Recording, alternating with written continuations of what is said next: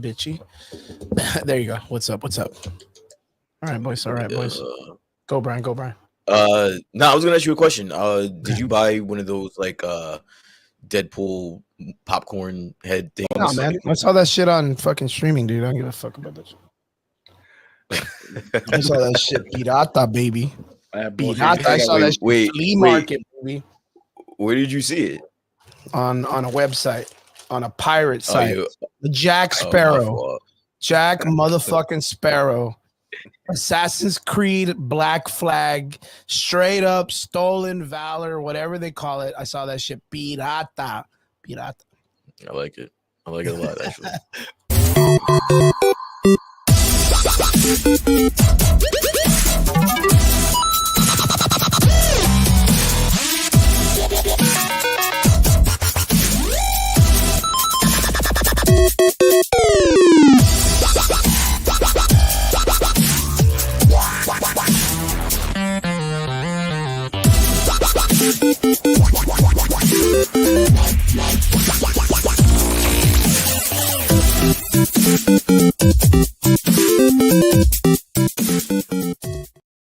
What's up? Welcome back. It's Sunday night. You're here with the Average Boys Podcast. It's your boy Crispy. I am here with Brian D from New Jersey. What's up, Brian? Yo. What's going on? And we are here with David from Adams Collections. Adams, what are you doing, David? What are you doing? Hi, thank you for the invite. Thank you, bro. Thank you for jumping in, guys. We've made it to the great beyond, over the hill, over the, what is it called? The fucking happy hunting ground or whatever. Deadpool Wolverine is finally out. I think that was the most anticipated film. Summer, Marvel. I think literally like phase 4, everybody was been waiting for this movie. Like they knew Deadpool was coming and this is it. We talked about it a million times.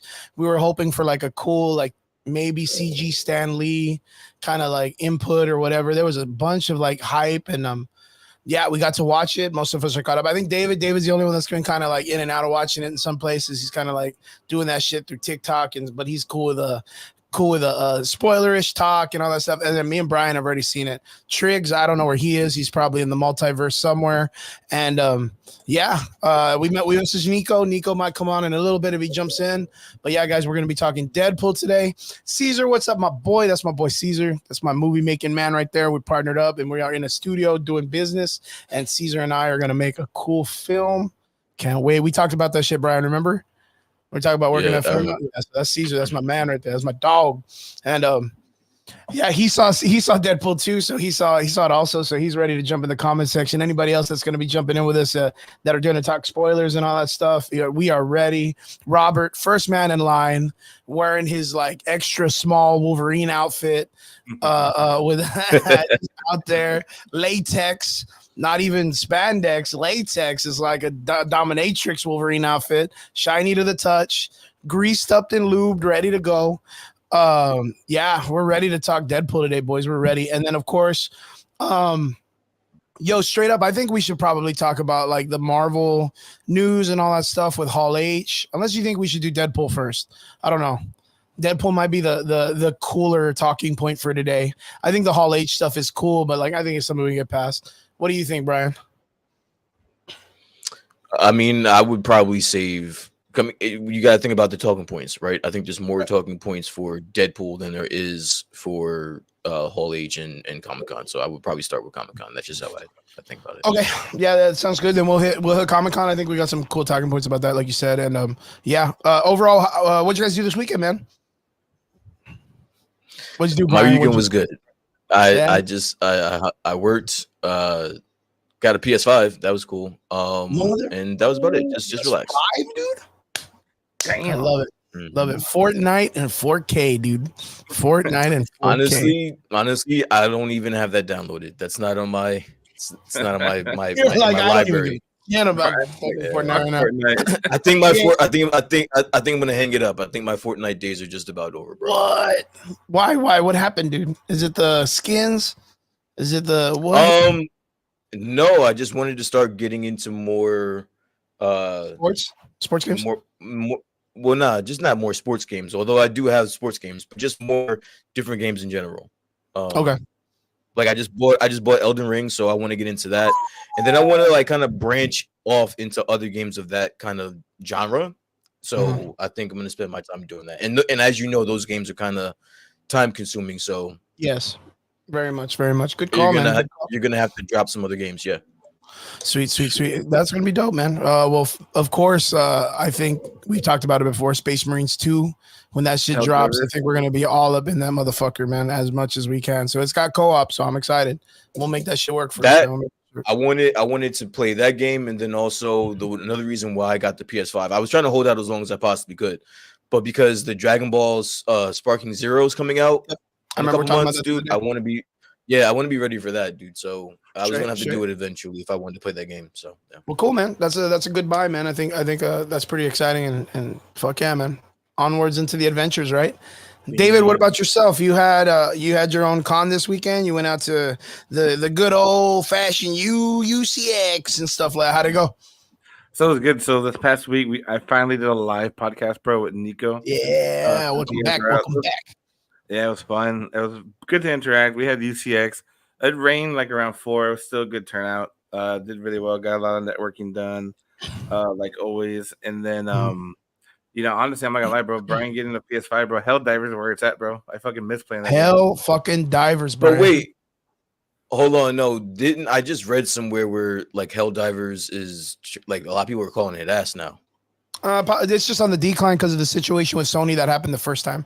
Like it never had a comeback. Never had a comeback. I literally just read this. I want to say about a week or two ago, where there was some type of update or something, and people were just pissed at it, and they like, and the numbers have dropped significantly. Like I was interested in playing that game, but I haven't did it.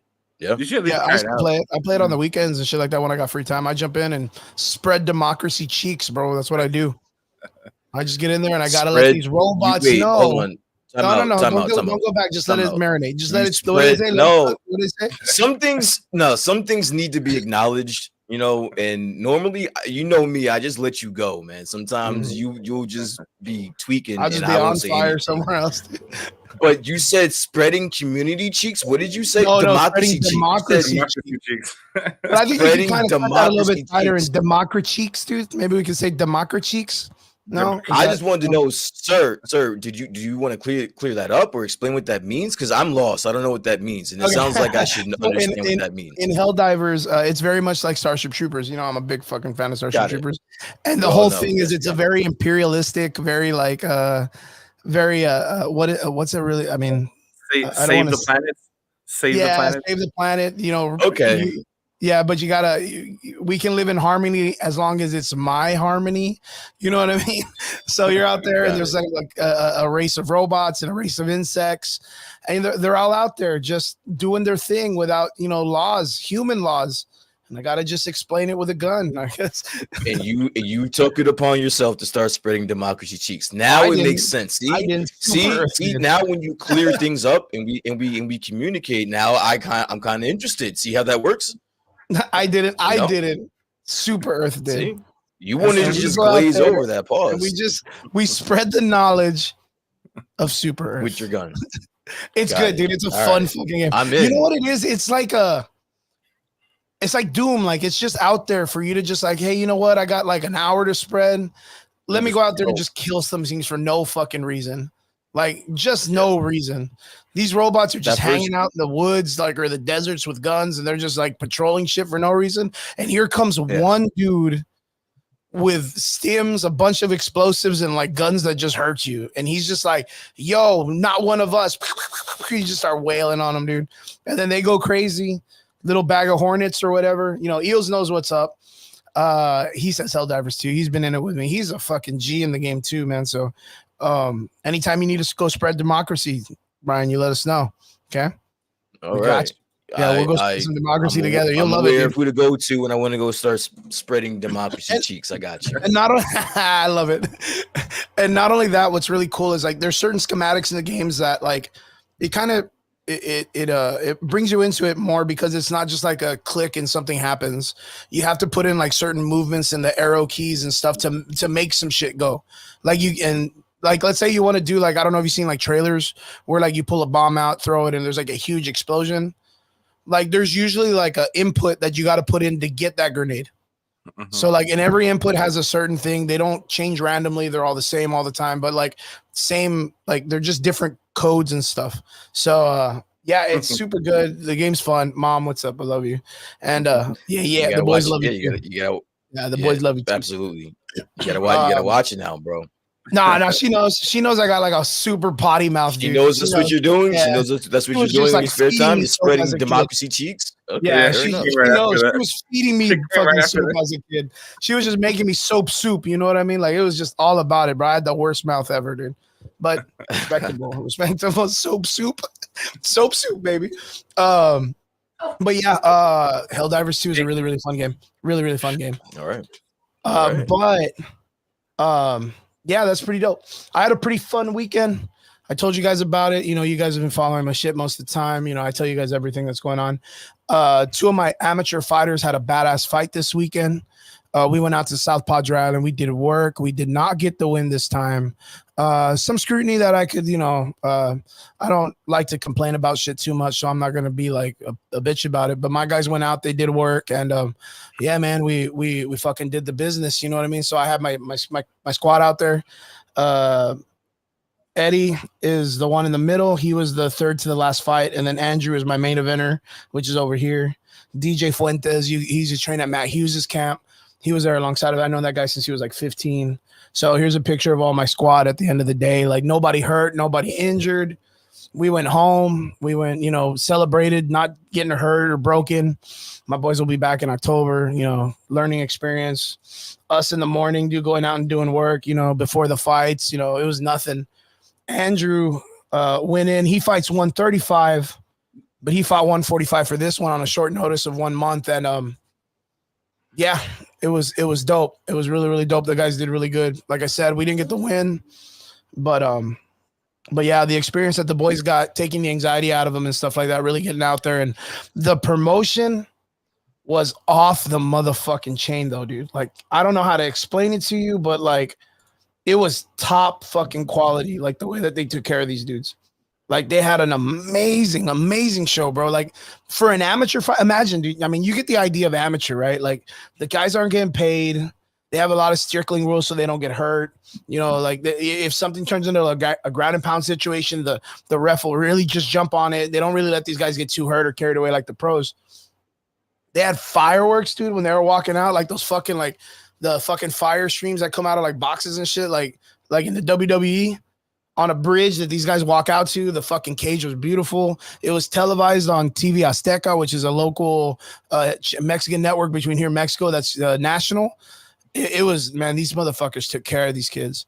Took care of them. Me being in the business for like 20 years, I've never seen a card amateur-wise and even into the pros that have done this for people before. Like, it was that question. Fucking good. Yay. Question. I don't know if you said it. I might have missed it, but where was the venue at? Where'd you guys fight? So the venue was at South Padre Island. So they had at South Padre Island, and it was like right at the South Padre Island Convention Center. A lot of people whoever goes to events at South Padre, it sometimes just doesn't get packed. It doesn't work. It's kind of dead. It was fucking packed, dude. There was a fucking line of people outside the event. It was dope. It was real fucking dope. Yeah.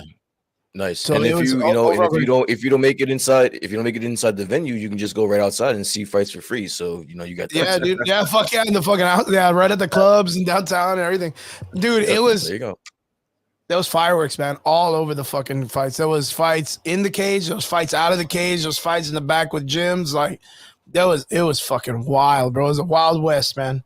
Wild fucking west, dude. So overall, great experience. Shout out to the boys of Texas Fight League. They put on a great fucking production and show.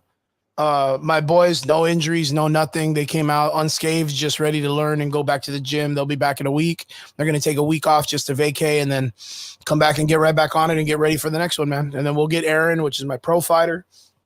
And yeah, dope shit, man. Dope shit. Just ready for the next, get all the cobwebs out. Kind of dealing with more of these boys since it was like their fresh shit. And then the production being so good, the anxiety, like the crowd, like the people screaming and stuff, they weren't used to that. We don't get that kind of attention in the gym. So like that shit, you got to kind of work in. You go in, you just expect to fight. And there's like 500 people screaming your name for no fucking reason. You know what I mean? Like Like one of my fighters was even Eddie. So then, what's the solution to that? How do you train to that? How do you train for that then? Oh, your first time. Like the first time you fight, it's just, the ring, it's just anxiety. You can't get used to that shit. You're not going to invite 500 people to your gym to watch you do some sparring shit. It's just something you just tell them like, hey man, there's going to be a lot of people. First thing I always tell my fighters, look, if your mom cries and is emotional with you, don't fucking invite her. Tell her ass to keep at home. Cause I'm not going to fucking let her be screaming your shit out when you're getting your ass kicked. Like, you don't fucking bring that to her. You just tell her, hey, it's a lot of shit. Like, don't come home. If she can handle it, then fucking legit. But, like, if she's emotional at your shit, tell her ass to stay home. I don't need that. Because what happens is when you're locked in the cage and you're fucking losing and you're trying to get your shit together, that's the voice you fucking hear screaming your name. Like, that's the voice. You're not here. You don't hear your coaches. You don't hear your corner telling you what to do. You hear your fucking mom screaming your fucking name. That'll break a fucking person. You know what I mean? So like, yeah, that's, it's just, there's a lot, man. It was a good showing of faith, man. So, yeah, this was in the amateurs. It's good to get this kind of shit out of your system because you don't get paid for it. It goes on your amateur record. No one gives a fuck about that. So if it's about anxiety and shit, you'll get through that in 1 or 2 fights. Usually the first one, you'll be more prepped. And then, like I said, since the production was so fucking high quality, everything else isn't going to meet this shit. You know what I mean? All the other promotions are like in a fucking, fucking Waffle House parking lot. You know what I mean? Like none of them are at this fucking level. This production was off the chain, dude. Even us, like coaches, were walking by each other and we were like, this is fucking nuts, dude. It was so close to like being at, if not more of a production than Fury Fight League. Like Fury, like the promotion that's like right under the UFC. Like straight. Oh, my aunt from Corpus. Good to see you, Sandra. Hi, Sandra. But yeah, it was a great event. My boys did really good. And then after, we kicked it. We were on the beach, man. Like what more can you ask for? Most relaxing situation in the world. We were Bayside. We had a hotel that the AMI thing hooked us up with. And then one of my fighters, Aaron, had a Airbnb that we were staying at. So and his has like a pier right outside the bay. It was beautiful, man. It was a beautiful weekend. Nice. Like I say, fireworks. I posted fireworks, and then I stopped at the dopest candy shop, Brian. Dopest candy shop I've ever been to, and I even bought like some fucking candies. And you know me, man. I'm super bad with gummies, bro. I had to buy this one because it reminded me of Crash Bandicoot, but like, oh my god. Okay.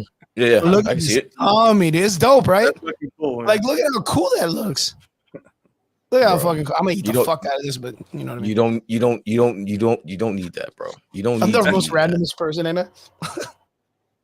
I'm the most randomest. What the fuck? What the fuck even was that? What was it that you just showed me? What was that? It was a gummy. It's a gummy. What was that?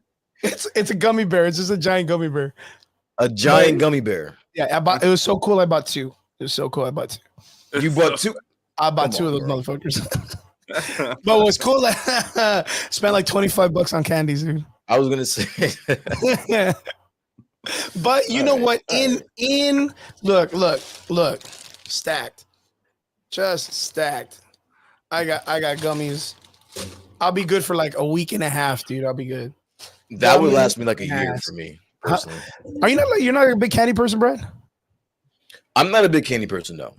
I am a huge candy person. But listen, I will never turn down. Like if someone says, "Yo, you want some Sour Patch Kids?" Of course, I want some fucking Sour Patch Kids. So I'm never gonna turn that down. But to go to like a candy store and just start tweaking, no, I've never. I'm not. I don't. And you fucking Brian. I'm not doing that. No. It's fucking funny. I'm there with Aaron and my fighter, and my amateur fighter that fought Eddie was he was like, "Hey guys, we're gonna get ready to take off. Like we went and had breakfast at Denny's, and then we're gonna bounce out or whatever." And he's like, "We're gonna drive back. It's like an hour drive back home." And I was like, "Cool. Like, what are we gonna do or whatever?" And then Aaron goes, "Oh yeah, well, we're gonna take Coach. He wanted to go to one of the candy stores, like just to go hit it up and just check to see what they got for sale, because they usually have some like specialized candies or whatever." And Eddie goes, "Oh, okay, well, I'm gonna stay because I want to see Coach's face when he walks into the fucking candy store." And I was like, "Man, I got a problem with this, bro. Like, if people are like, yo, let's look at this fucking weird fat Mexican dude walk into a candy store, he's gonna make a face at 42." I was like, dude, I'm done, bro. I'm cooked, man. You know what I mean? Like, if that's what people are like, how exciting. Let's let Coach do this. Like, yeah, I need to slow my fucking roll, man. I need to slow my roll hard when it comes to candies. But I mean, just maybe next time, just the one bag. We don't gotta get two sometimes. Brian, you know, sometimes we could just cut it down to one. That is not a solution because I could put the same weight in one bag. You just don't have any restraint. You gotta control yourself, buddy. No self-discipline. You put no self-discipline. Now you know what it is. Actually, when I do, and what's funny is that you teach that. Like you literally have to teach that to people. I'm a bad. That's crazy. Man. I'm a bad influence. Horrible. They're all cutting weight, and I'm all fucking eating fucking gummies in front of them and shit. Nah, I'm pretty strict about that. I'm pretty strict about that shit. But no, you know what was real funny was oh no. When I do go to candy stores and stuff like that, I never buy candies that you can buy like at Walmart. Like, you know, the fucking regular candy size. You know what I mean? Like, so it's only special shit. The door's already open. The door's already open. We're gonna talk about it for a second because we really don't have much else to talk about today. Where's your go-to, right? If you go into a candy store anywhere at any time, what is a necessity that has to be there in order for you to feel like it was worth your time? Dude, like straight up, any of the Hasbro gummies, like the sour ones, the ones that are like sour, the ones that have like the powder or whatever. Like I love those. If I have chamoy, like I would love that shit. Like I think that's like the best because they have like a pineapple flavor gummy. That's the little clear one. That was dope. So out of all of the candy in the world, you pick the gummy bears. Sour gummy bears. It's basically the sour gummy bears is what you're telling me. Yeah, it used to be Reese's, man. I used to be a crazy Reese's person. Like I used to love Reese's. Now we're getting somewhere. Like I used to now love we're getting somewhere. Like but Reese's Pieces, like when you get them in like the small little bags, like I feel like I go through that shit like it's no one's business. So like you want to kind of move up to the shareable bag. If not, you just buy that. Right there, sir. I'm gonna stop you. Right there is where you turn left instead of right. That right there, that train of thought. When you were like, all right, well, this is cool, but I could actually get the biggest fucking bag here. Right there is where you detoured. You gotta deviate from being healthy to not. Yeah. But then again, when I do that, it's like I'm able to hold on to it for a longer period. And call it a day, bro. Yeah, because usually, like, if I'll get like a Reese's thing, it's like I don't do much chocolate, so I'll get that, and it'll be like I'll go through it like within like a week and a half, 2 weeks. Like I'll just like kind of like snack on it a little bit and just leave it alone. That's usually like my thing when I'm like working on shit. Then I'll snack on it, but like it takes me like a week and a half to finish that bag. So like it's really not like me eating the whole fucking bag at once, but like. I fucking would. If you gave me a chance, I'll fuck that bag up. No, I'm just kidding. I was gonna say maybe that's the reason why I don't do that because I know that if something was really just indulge too much, good and I enjoyed it, I would just eat the whole bag. But that's the way I am with gummies. Immediately. That's the way I am with gummies. Like, fuck it, I'm eating it all. Yeah, like we're already here, right? We're here, so we might as well just Yeah, I'm straight. Jeremy's like, think we got it all wrong, man. Definitely Wonka bars. Nah, man, that's just whack. The Wonka bar's whack. Nah, this guy's you know what other gummies I like, which a lot of people I never really hear anybody that ever talk about them is the soda pop gummies, like the ones that look like soda gummies. What? Look, Brian's already like, what the fuck are you talking about? That's like a Texas. What are we? Bro, but that's unique, bro. Is that like a fucking like, pickles in the theater thing? Fucking no, but what are we like 70, bro? The root beer bottle top. What are we 70? That's a dope. People eat that because they only got gums left, bro. What are we doing, bro? Wait, I'm not talking about the weird wax ones. The one that has like a wax and you have the juice in it. No. That's what I was thinking about. Oh fuck no, dude! Are you talking about the gummies, like the gummy ones? The gummies that look like bottles, like little gummies that look. You can actually eat the whole thing. Yeah, but the thing is like. I don't go to like a store like that to buy those because you can buy those at fucking any convenience store, but they'll have like the ones that they sell that are really dope are the cherry soda sour ones. So they have like a red tip and it's like the Coca-Cola candy, but it's cherry cola. It's really really good, and that one is the one that I buy. So I wouldn't buy like specialty shit. Like we went to the beach, so I bought shark gummies. You know what I mean, like. Because that shark ate that lady's leg like 2 weeks ago. And I was like, yo, out of respect, I'm going to eat a shark. I'm going to show these bitches what's up. And so, I'm about that life, dude. I'll eat a fucking shark. Dude. You been a person. That chick deserves some life back, dude. I am, yeah. Brian can't handle me sometimes, man. To give you a chance, I had people on rolls this week. I was fucking with my fighters all weekend, dude, all weekend. But yeah, I'm back, baby. So yeah, it was a good turnout, real fun time. Got to train with my students. You know, fucking was out there and just at the beach, dude. Like, I mean, what can you like? What's? There's nothing to complain about. It was real good. I even had one Smirnoff, dude. What? What? A Smirnoff? Whoa, dude. I had one Smirnoff. I was ready to go, dude. Wait, the Smirnoff ice things? Yeah, well, I had a watermelon mimosa Smirnoff. That tasted pretty good. It was all right. But I stopped drinking a while back. Like, I just stopped in general because it was hurting my stomach a lot. And this one didn't hurt. So I guess I'm healed. I'm back to drinking. No, I'm just Probably kidding. all those fucking gummies. I just straight back to drinking. I was gonna say, like, you're just pumping yourself with fucking Smirnoff and gummies, bro. Like, you're insane, dude. I'm one of those fucking those you go to a drive-in here and you buy those weird ass fucking micheladas with all the shit in it. That's what my body is on the inside, like just straight. Yo, no wonder why there's so many fighters out there. It's because y'all up are just hawked up on fucking alcohol and fucking sugar and alcohol. What the fuck? Sugar and alcohol. And there's just a bunch of y'all rolling around. Holy shit! Yeah, it's mini Russia here, bro. We're fighting sharks and everything, dude. Oh man! All right, wait, okay, so I get it now. You remember the shark? Okay, there's no way that nobody remembers the fucking shark attack down here in the valley last week, where the chick got the fucking Keebler elf bite out of her leg. You know what I mean? The one that had like teeth. Did you see that shit, Brian? We talked. Do you know what I'm talking about? Do you know what I'm talking? We talked about it. We talked about it. We talked about it on the show. Yeah, the cartoon bite out of her leg kind of shit, right? Yes, yes, we talked about it. What was it? Did you hear about this in the news like a week after that? That in Venezuela or in South America, they were giving cocaine to sharks, and they were just like fucking like and just letting them loose. Like, did you hear about this shit? I can't say that jumped to my timeline. No, sir. There's literally a thing that was going on where like people in Venezuela, I don't know if it's like the cartel drug guys or what, they were just giving sharks cocaine. Why? And they were like, well, fuck, I don't know. Why did Cocaine Bear happen? Maybe they wanted to make a part 2. I don't know what the fuck's going on. Cocaine Bear happened because Cocaine Bear happened because obviously the fucking coke fell out of a fucking plane and it just so happens that some bears took it. Why are human beings feeding cocaine to a shark? What are they trying to accomplish? I think science. No, I don't know. I don't know. Yeah, I don't know. I don't know why. Here it is. All right. Apparently, it made a mark on you that you brought it up here. So tell me about it. What does it look like? First cocaine sharks discovered off of Brazil. Got it. Like, why? I literally was like, fucking cocaine sharks. What the fuck? This is why that fucking lady got her leg bit off.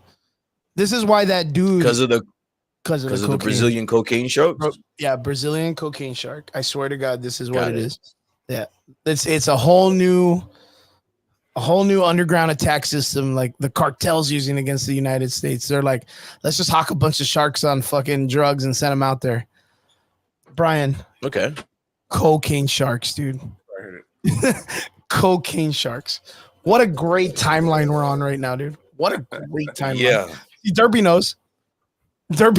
I want a cocaine shark movie. That's what it is. That's exactly what it is. The way my brain works is like somebody just made that shit up so that they can get y'all into a movie theater to buy tickets to Cocaine Shark. That's what I think that is right there. That's how my brain works. This is a Disney movie waiting to happen. First off, the one reason why I think this is bullshit is because why would you just waste some really good cocaine? I'm sorry, I know this is a family show, but I don't understand why anybody would just be wasting their cocaine on a shark. Number one, right there, there's a red flag. I can tell anyone that reads that and believes that has never taken some really good cocaine. So that's number one. Number two, what are you accomplishing with that? Like I don't understand. They're just trying to sell you some tickets. We already have trouble fighting sharks, much less sharks on angel dust, dude. Like, you know what I mean? Like, we don't need the extra. They don't need the extra. Like, just give a shark steroids. You fuck it. Like, let's just take them to the next level. Give them what air tanks filled with water instead, and let them just become fucking land sharks or whatever. Fucking goddamn, man, it's crazy. I thought it was crazy as hell when I saw that the other day. We were laughing our ass off about it this weekend, but yeah, that was some interesting stuff. South Padre Island was crazy as fuck. Cocaine sharks. That was literally the whole Cocaine thing. sharks. Cocaine sharks. Let's do it. Let's do it. Let's do it, baby boys. Onwards into the nerd talk. I think we're ready for it. What a fucking great weekend. I'm glad everybody's good. Let's get to the cool talks, boys. San Diego Comic-Con is going on as we speak. Interesting shit happening. I think for me, I don't know if you guys heard about it or got to see the cool ass fucking pictures that there was like a big ass drone show. And they had like a giant Galactus drone, and they showed the circle of the Fantastic Four logo. Like, what a cool way for them to use like that technology to create like a vast image of Galactus in the sky. Like, can you imagine how cool that was? Like, how cool that was. And then, if I'm not mistaken, we got our first image of Galactus, right? In a way. I think in a way. Galactus Marvel. There you go, Marvel Comic-Con. So did that strike a chord with you because it was done by drones and you're a big drone guy? Like, is that something that you? I mean, I thought it was real cool. Kind of like, yeah. Yeah, I thought it was. I thought it was cool too.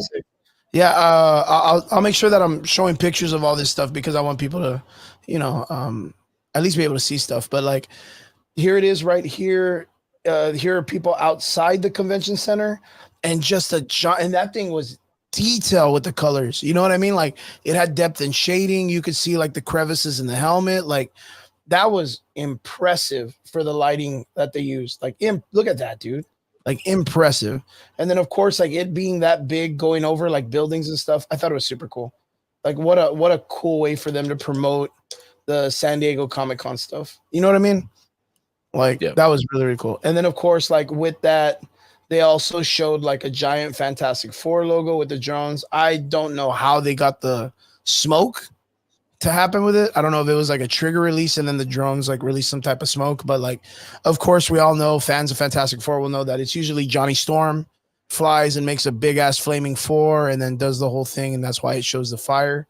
What a cool effect, dude. What a cool effect.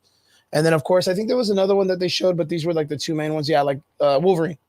They showed, of course, the Man, the Myth, the Legend, and then Deadpool, like just the big logos and stuff, out of things going on. So really, really great show of performance from Marvel. I thought it was really impressive. Of course, we had Pedro Pascal. We also had the Fantastic Four, the entire cast on stage, talking about the new release of the film, hopefully coming up. But did you get to hear how they came in? Like, did you get to hear like what they did as the performance when they came in? No, I did not. Right? No, they brought him in a flying fucking car. Like, I don't know if the fucking car actually hovered, but like, it's probably like on wires or some effect, but they like flew around the entire fucking facility, like over people on the stage. And then the car lands and they get off of it. Like, and I'm guessing that's what they're going to use for the vehicle in the film that they're going to be driving. You know, of course, we all know that the Fantastic Four had like a 3-seater spaceship for the Thing, Sue Storm, and Reed Richards. And usually Johnny Storm just like flew next to him because that's what he does. But this gives us a really good idea as to how, maybe like, of course, we know the timeline's like somewhere in the 60s, like the timeline and the technology you're using, probably like that flying car that came out in the Iron Man movie that they had a while back where Stark was showing off like that they were already talking about propulsions and things like that. You remember that? Yeah. Yes. And so cool stuff, man. Brian, what about you? Did you get to see any of this stuff for the Fantastic Four?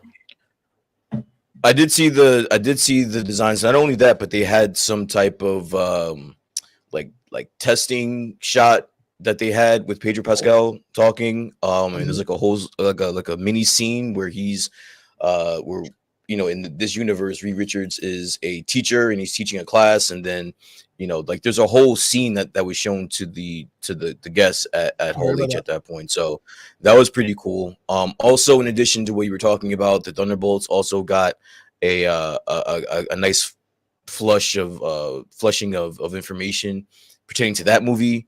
Also, there was a scene from Captain America that came out that actually shows the Red Hulk Yep. in the condition that President what is his name? Thunderbolt Ross. Thunderbolt Ross. Thunderbolt. Thaddeus. Where he has a condition where he can't control it. So like he's making a speech at a podium and just out of nowhere he turns into the Red Hulk. So that's pretty fucking cool. I'm getting excited about a lot of these stories that are being told, and it has me hopeful for the future of Marvel, which Disney desperately needs Marvel to succeed, because without Marvel I don't know where they would be right now. So all in all, just one more thing, just all in all, before we get to the bigger things, I thought it was a solid performance. It was kind of boring because I was following a couple of streamers that were following all the information, and at the end they kind of saved it, but there was still some cool things, a lot of comic book stuff too. There's a new Wolverine coming out, so that's something that's going to be on the radar. And with all the hype from Wolverine right now, I would think that would do really well. So there was a couple of cool things. Yeah. Yo, so Derpy, man, in the comment section says, I have the footage for the Fantastic Four film. Like, if you want to watch them, I'll tell you what, Derpy, if you can send it to us in a private message, that'd be pretty dope. You know what I mean? If it's something that you have you're not really putting it out there too much, and you don't want to get like, if you don't want to get them people on you, don't be afraid to send it to us. And not even that, but just in case you, Chris, are worried about like copyright infringements or whatever. Yeah, I'm not I was told what happened in good detail, so I kind of got a visual of what it was. That's dope. I mean, I don't mind if you want to kind of like put it out there, because those are trailers that we, on the outside of San Diego Comic, I've always not been a big fan of the way that they handle their shit, but like we won't get to see that until like 9 months from now. And us being in a different region of the world, and us not wanting to spend fucking $5,000 to go see a fucking trailer with fucking Marvel. Chris, you can go to San Diego Comic-Con, bro. I mean, I could. I mean, I'm not saying I can't. Like, what are you arguing about? You're sitting here like, yeah, you're over here spending your money on freaking Sour Patch Kids and freaking Reese's. Why don't you just go to San Diego Comic-Con? And you're pressed, dude. Like, you're pressed. You could probably go for free. That's a like you could probably get free passes. You could probably get free passes to go. That'd be pretty dope if we ever hear that. But I think like all you have to do is just ask, apply. But they usually go by numbers, so it'd be kind of rough. But it'd be cool. All the excuses. Yo, just try, bro. And now you could be on the inside. You could be on the inside, and you can get all the cool information and crap, and you can come back here and tell us, bro. Hell yeah, I'm gonna take or live stream it so we can just watch anyway. Yo, Brian, if I ever go to San Diego Comic-Con, I'm taking your ass with me. So you know that shit. You know that shit. If I ever get the opportunity, I'm taking your ass with me. So all right, motherfuckers, we'll get on it. Yeah. You're like, hurry up, Chris. Hurry up, goddammit. Sitting here with empty promises, bro. Do it. Yeah. David, how about yourself? What have you heard that have been interesting from the San Diego Comic-Con situation? What's been your thing that you're like, damn, I heard about that. I'm fucking on fire, baby. I mean, I know we're gonna talk about it later, bro. But the fact they're bringing back fucking Robert Downey, bro, like, boy, David, man. All right, boys, that is the elephant in the room. RDJ, the man, the myth, the legend, has made his return in a way. San Diego Comic-Con did this whole thing, came out, had a mask on, nobody knew who it was, removes his mask, Robert Downey Jr. to play Dr. Doom in the 2 upcoming last films, Secret Wars, Marvel Avengers, or whatever the fuck they call them. And with the Russo brothers, as a matter of fact, me and Brian are always discussing these two dudes on their success rate. And David, since you brought it up, I want to know, man, what do you feel about this? What do you fucking feel about this? Bro, I don't know. I know we were talking before the stream, and when Brian was talking about that's like the emergency glass thing, but that's what it kind of feels like, bro. Like, because honestly, I mean, I know, like, I don't know if, I mean, obviously, I know you follow it. I'm not sure if everybody here does, but you know how DC released that new throwback logo and so forth, right? With the James Gunn and stuff. I don't know if they're that was another thing that happened. Yeah, and I think James Gunn is slowly trying to build that fire. Marvel's just kind of piggybacking off that Deadpool release, right? Because obviously they're gonna have more attention on him. RDJ coming back, bro. I mean, Iron Man was good. I mean, everybody's quoting the Batman, right? You're a hero till you live long enough to be the villain and shit. Will it be good? I mean, I don't think they'll write anything bad, but if they bring him back, bro, it better be good. It better not be for a paycheck, bro. Because if it's for a paycheck, we're gonna be talking shit for a good while. Yeah. Derpy, if you want, let us know who you are gonna send it to, man. So that way we can accept it. If you want, you can send it to Brian. Chris, If remember, Brian, if not, you can send it. you remember when we had the conversation about James Gunn and whether or not he should do something for Comic-Con? Remember we had that conversation? Yes, And you were I like, told you, man. I he was needs to really put something. fucking. He needs to put something out, and I was on the other side saying, "Well, No, if he he doesn't doesn't have need anything to. to put out, then he just needs to leave it alone." He did the compromise. He just put up the DC logo, a new DC logo, something. At least it was something, A you little know, it was bit. something that he threw out there. So I just want to touch on that really quick because that's what reminded me that David, you know, told me about the DC logo. But If I'm not mistaken, also, I don't know if they did it before or during, but they did release an animated trailer for the Creature Commandos also. So I don't know if Yes. that's really I don't know if that's really worth the like the effect of what we're doing, because man, Marvel brought some fucking fire, didn't they? Like, but then that's Marvel all the time. Like they haven't been in a situation where they've lost a lot of momentum to where they just had to fucking quit, like cut up shop and be like, we're done for the minute. We're gonna hire a new team. Like Marvel's just been working. Even like some of their work is just ass, but they've been working. Yeah, but at this point, we're more excited for a DC logo than a fucking DC movie, bro.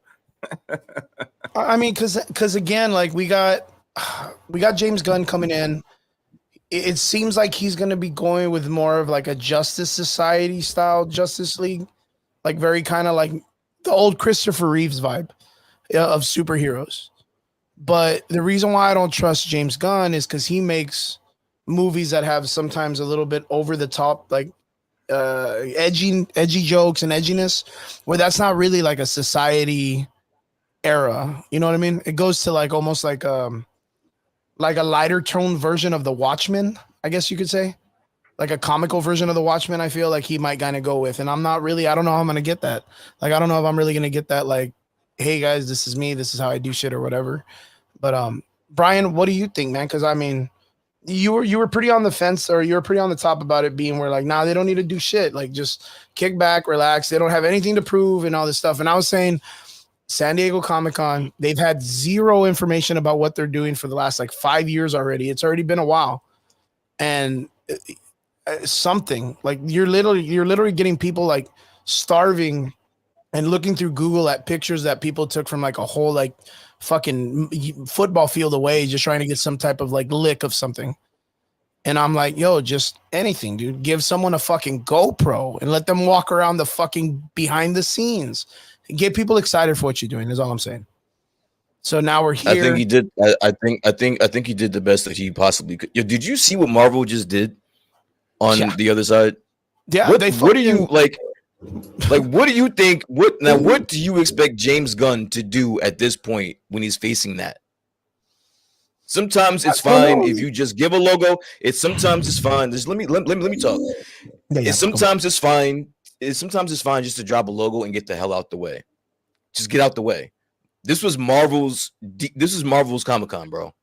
Like, just let him do it. Let Kevin Feige blow his load. I'm gonna come back at my time, maybe at the next Comic-Con, maybe at New York Comic-Con. But for right now, bro, you got it. You're gonna get this logo, and that's all. That's all you guys. That's enough. This is your list. That's it. Nothing more. That's it. Like there's nothing you could have possibly, especially, and I don't think for a second that James Gunn didn't know a lot of that stuff was coming out on Marvel stage. So he probably had a good inclination like beforehand that he might just want to. It's almost like back in the day when you were a rapper and this new guy 50 Cent, you know, drops a record and you're standing there with just looking stupid. You gotta get out the way. You have that badass. There's nothing you can do to stop this train. There's nothing you could do. Get out the way. The train is coming through. Just let the train go through, bro. You get him next time, champ. Yeah, just appreciate while you're there too, right? Like, let them cook and let them do their thing, and you just kick back if you came a little bit unprepared, and it's all right. It's all right. Like, the reason why I say it is just because of the fact that, like I said, they really don't have anything, and a lot of people are kind of like clamoring at the idea of like, it's like us. Like, I mean, we're in that same format where we're like, yo, James Gunn ain't gonna do shit. Like, he's gonna fuck it up too. Like, I'm still of that nature where I'm just like, I don't think James Gunn's gonna save shit. And what do you expect him to do? Like, what do you expect him to do? Can he pull it off? I mean, maybe. I mean, that's like saying, can fucking, I don't know, money fly out of the sky or whatever? Sure. Like, why the fuck not? But if he would have just given something, it just doesn't look like that they don't care about what it is that they're doing. What would you have liked for him to give you? I already said, like, you could have given you could, oh, you watch. I'll even lay the format out. What? Nathan Fillion, funny guy, really good with the crowd, loves the community, really about his people and his fans. Give him a GoPro. Let him walk around the back of the shop. They don't got to show. They can do like an empty set that no one's in that right now. They could just be like, "Yo, look at this. Look at that. Here's this actor in costume, like just hanging out, like Chris, backstage. Not I'm doing it. I mean, Chris, they kind of did that with all the TV and the pictures. Yeah. Chris, everyone, enough. Stop. They brought out Robert Downey Jr. holding a fucking Doom mask on stage, and you think that you having some schmuck walk around with a GoPro is gonna move the needle? What are we talking about? They literally could have done anything. But that's the thing is like we like you right now are thinking the way that I think, which is we're always constantly looking at it like a competition. Like we're looking at it like they're competing with Marvel. And that's where because we're wrong. they are competing with Marvel, and that's that's the narrative. That's the narrative that we create. Like, if anything, that's on us. Like, we create that narrative, 100%. And so I think they're keeping kayfabe. I think that they're living up to the hype. Like, all right, well, game on. And so that's what it is. I don't think that what he did was bad. I thought it was perfect. To be honest with you, just give him a logo and get out the way. That's it. You'll get him next time. There's going to be another Comic-Con. There's going to be another trailer to come out. There's going to be time in order for you to show the toys that you have. It's just not today. It's not today, Jim. Sit this one out. Yeah, it's fine. I mean, it's not like we were expecting much. You know what I mean? I was about to say the exact same thing. What the fuck? Are you really looking forward? We've already gotten the poster that we shitted on. We got like the first looks that we've been shitting on. What exactly are you supposed to show us that we're not going to just automatically shit on? Yeah, it's one of those things. Like, I mean, we weren't really expecting much. You know what I mean? So like getting a logo. Oh, that's really cool. I don't know what else did they do. I don't know. The commando. What is it? Creature Commandos. Oh, okay, cool. Like an animated film. All right, cool. Like that's all right. But that's like what's cool about that is DC doesn't frail when it comes to their animations. They do pretty well when it comes to animations. So knowing that the animated movie, the Marvel on their ass though. Yeah. Oh yeah, they're pretty close with the What If series. Yeah. But Creature Commandos is actually an animated film coming out of DC, but that is connected to the their cinematic universe, like directly connected. So that's not too bad. Like those characters are literally a part of their universe. So I kind of feel like that's a little bit more intimate than what Marvel has done with What If. Like you're always like, oh, here's What If. Could these people come into the movies? Oh, who knows, or whatever the fuck. Like, yeah, it's like the concept that we're supposed to be getting Peggy Carter in what was it that they said, the Captain America New Brave World or Brave New World or whatever. So I don't know. It's kind of weird, kind of wild. But yeah, I kind of feel Brian's gonna take a little break. He's got 5 minutes to go back. I kind of feel like going back to what we were talking about, the RDJ thing, right? The Robert Downey Jr. situation. Definitely. David, how do you feel about it? Like, do you think it's a good move? Because they're bringing back the Russo brothers, right? And we know for sure that the Russo brothers can make Marvel films when it comes to it. And not only that, at the very end of their run with the 10 years, and they were doing an interview, they were like, if you could come back and you want to come back, what would be the thing you want to come back to?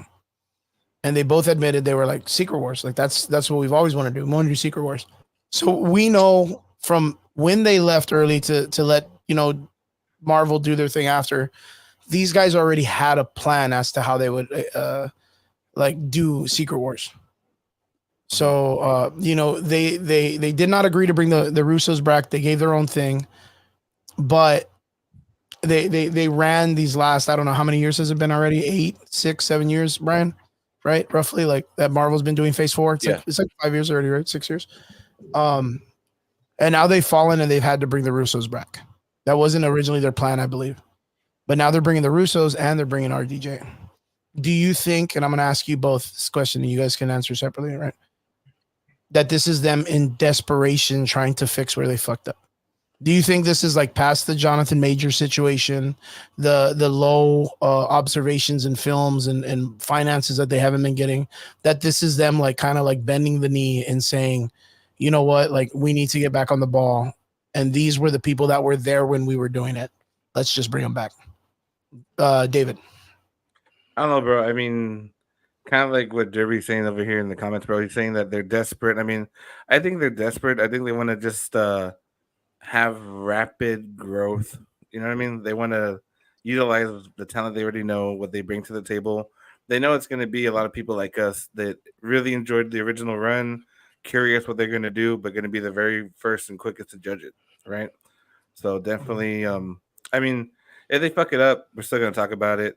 Can't fuck it up as much, but I think kind of like what Brian said, like DC just, you know, stepping back and just letting it run. You know, I think it's going to be good competition, maybe 1 or 2 years, bro, by 2025, because Marvel put it all on the table, right? So James Gunn's going to try to fire back because he's got to make sure he, you know, makes some noise. But I think we're getting back to that healthy competition how it was in the beginning, right? Where it was DC versus Marvel, and Marvel just, you know, boom, took it out, right? Yeah. But that's just I can see that. Brian, what about you, man? Just to piggyback off of what David just said, you know, you and I, Chris, we've had these conversations about DC, and I think we've brushed on it more than once that their major problem was that they were rushing. They tried to duplicate Marvel's formula way too quick when they're not realizing that it took Marvel about 10 years to put that formula together. Good point. Good point. So them rushing to do anything just to say that they're doing it, I don't think it's conducive. I think it's more of the same. So let them take their time. Show us whatever you got when you're ready. Now on to RDJ, bro. Yeah, or in the Russos, I think because we've been talking about it. How many times have we came into this room and talked about who was supposed to be directing prophecies, bro? I keep telling you, man, it's us doing prophecy shit. Like we've been talking about this. It was almost like, man, dude, fuck. It was like, but like not even because we're just prophesizing it, but it's because there's news reports about this director being linked to it. And that at one point, what's the guy? Ryan Coogler was said to be directing this movie. So like every week, it seemed as though every week there was a new director attached to it. I think that they went through all of their options. And I remember the Russos being brought up months ago, and then nothing ever came from that. And then we heard about, you know, other directors being hired, and now all of a sudden it's the Russos that they landed with. So yes, it is desperation. They went through everybody else, nobody else fit. They had to resort to going back to the Russos. But like I said in pre-production, bro, who cares? Like if that's what you have to do, then that's what you got to do. And it's not, you know, bad that you're picking the duo that made you billions of fucking dollars. Yeah. You know, so even if it is desperation, we're getting the Russos and we're getting Robert Downey Jr. back again in the MCU. Robert Downey Jr. just won an Oscar for fucking what's the bomb movie? Oppenheimer. And now he said, all right, Hollywood, thanks for the fucking award. Now I'm going back to get this money. So back to what David was saying before, it is definitely a cash grab, bro. He already got his award, bro. It's almost like winning the NBA championship, that first one. Now your career is gravy. Now you could just be like, you know what? I'm do whatever you want, man. Now I can do whatever I want. You know what I'm saying? So they messed up by giving him that damn trophy. So now he's running back to the MCU, and they are going to back up, especially with the state that they're in right now and that they've been for the past couple of years. They will back up that Brinks truck for this kid or for this guy, and he is going to make a shitload of money. a shitload of money.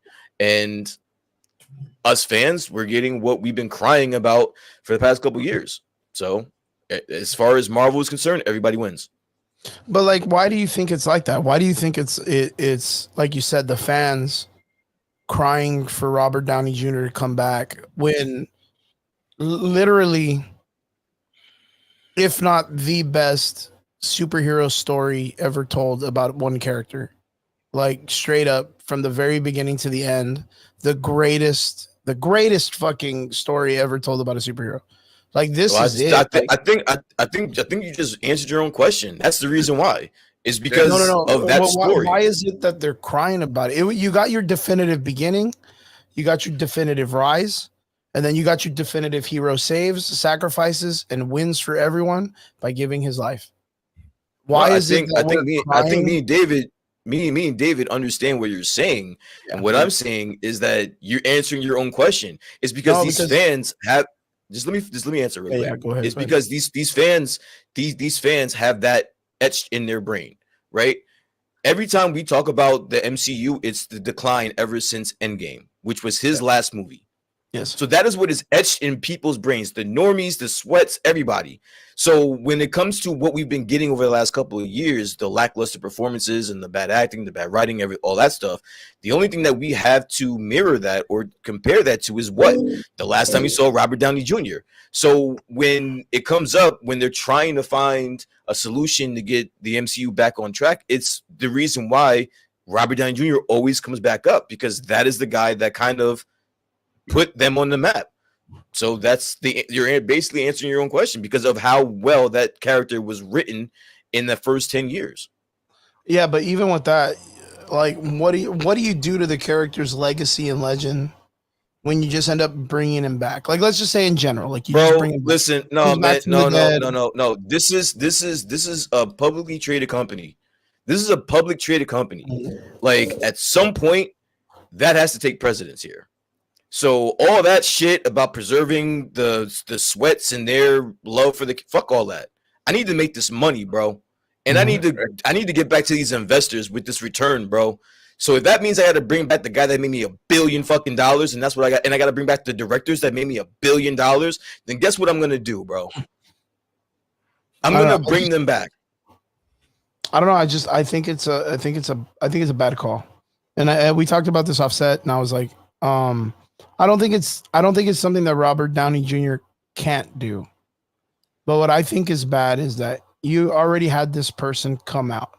I mean, but then again, people are fucking stupid. There were so many people that during Doctor Strange and the multiverse of whatever the fucking stupid it was, like that they were like, oh my God, Tom Cruise, it's going to be fucking awesome. It's everything we've always wanted. During Superman, it was like, oh, fuck, I'm going to blow my load when I see Nicolas Cage in costume. And it's like, bro, what are y'all talking about? Like, that has zero fucking value to what it is you're watching. You just want it for the berries, bro. The fucking nostalgia berries. That's literally what it is. Has no fucking interaction with any of the fucking story. You just want to see it with your eyes. Because like a gotcha moment. Oh, I told you so, man. I told you they were gonna do fucking Tommy Lee Jones is fucking Captain America or the fuck. And it's like, dude, what does that matter? What does that fucking matter? Like, it's cool. Don't get me wrong. You brought in fucking, I don't know, Shia LaBeouf to put a Mega Man costume on and stand in the background, and it's Shia LaBeouf. Whoa, dude, like holy shit. But nothing for the fucking overarching concept of them building a great lineage of a story. My thing is like the thing that made the first 10 years of Marvel a success was the lineage of the story it was telling. It was great storytelling. They did something that a lot of companies could have never pulled off. We saw DC Warner Brothers completely fail in a rush to try to fix it. Marvel took its time, brought in good writers, brought in directors it could trust, use the money to a specific. We just saw the Alkalite debacle at $200 million, and we do not know where that $200 million went. Like, we just talked about that, and we know where the money went for the Marvel movies in those 10 years. Like, I think we used to talk about this all the time because I knew that you had your discrepancies against the Russo brothers, right? about them having keys to the car, badass vehicle. Like they had all the assets. There's no way they could have fucked it up. In 10 years, they fucking made amazing shit because of all the cool shit that they were working with. But after that was another 10 years of people constantly running the shit into the ground. And there were directors in there that were capable, but they just did not know how to drive the fucking car. They couldn't reach the wheel. They couldn't reach the gas pedals. There was something about it that they could not do it. They could not do it. Hold on. I don't think Robert Downey Jr. kind of save that. I get it. But to piggyback of what you're saying and kind of to answer to Derpy's last comment, which he said, well, here's the thing. Phases 4 and 5 damage Marvel so much, and the economy is so bad. I doubt any of these films will make dough at the level they want. I would disagree with that because we're watching Deadpool and Wolverine, and they're already at like a half $500 million right now over the weekend, bro. So it's like that there's still money to be made at the box office. And Chris, to talk about what to what you're saying, I get what you're saying. I don't want it. I'm hearing you. I'm letting you finish. I'm letting you talk. I'm letting you flush and get your things out. I'm hearing and I'm understanding what you're saying. But at the end of the day, this is a business. So that first 10 years, you would call a success, right? Yes. Not so much since then. You desperately need a win. Like, I think all of us can agree at this point, Marvel just has to keep pumping out wins. Keep pumping out W's. However it takes you to get there, you have to do it. If that means hitting the emergency glass and bringing out the Russos and Robert Downey, you got to do it, bro. You have to do it. You're at the point you ran, and this is the point that I do agree with Derpy, is that Phases 4 and 5 ran you so much into the ground. Now you're playing catch up. Yeah. Now you're at a point where you got to really good point. You have to do over. You have to go over and beyond what you would have normally have done with these next couple of films. You need to start pumping out wins, bro. You can't take many more L's. Like, you can't do that. You've already lost the casual fans, the normies. You got to bring them back. You do that with Deadpool and Wolverine. You do that with bringing back Robert Downey Jr. You do that with bringing back the Russos. You do that bringing Pedro Pascal as fucking, Reed Richards, and you start doing these things to get you back on track. And that's why it makes sense as to what they're doing. Is it desperate? Yes, absolutely, 1000%. But I understand it. Like, can you imagine, bro? Like, just the way you're putting it down, like the pillow of opportunity that they had from Phase 4 to 5 to do things that they wanted, stay close to what the fans wanted, and get it like just dialed in. They really had it dialed in the first 10 years. There were some times that people would be like, can you imagine the only thing that we would complain about was like the dorky jokes that they would put in, the little one-liners, like when it was a serious moment and then someone would break that and we'd be like, yeah, but the little Marvel comedy was there, the little slapstick comedy, man, whoa, it sucks.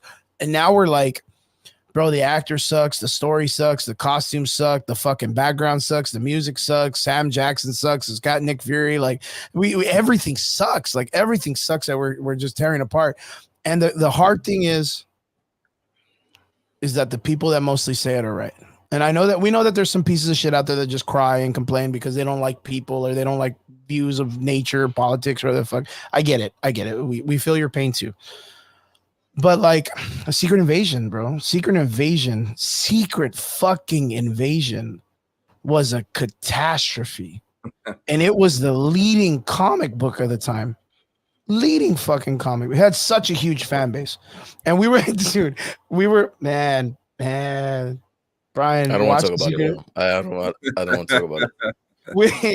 I backed that show. That was the start of me backing some really questionable shows, and it started with that show. But I stood into the end. I stood into the end until I got the Drax baby arm, and I was like, "Damn, bro! Like you couldn't even have given me you couldn't even have given me a leg to stand on. Like once I saw the Drax baby arm, I knew it was over for me, bro. Yeah, I mean, I was cooked. Talk about it. I was cooked.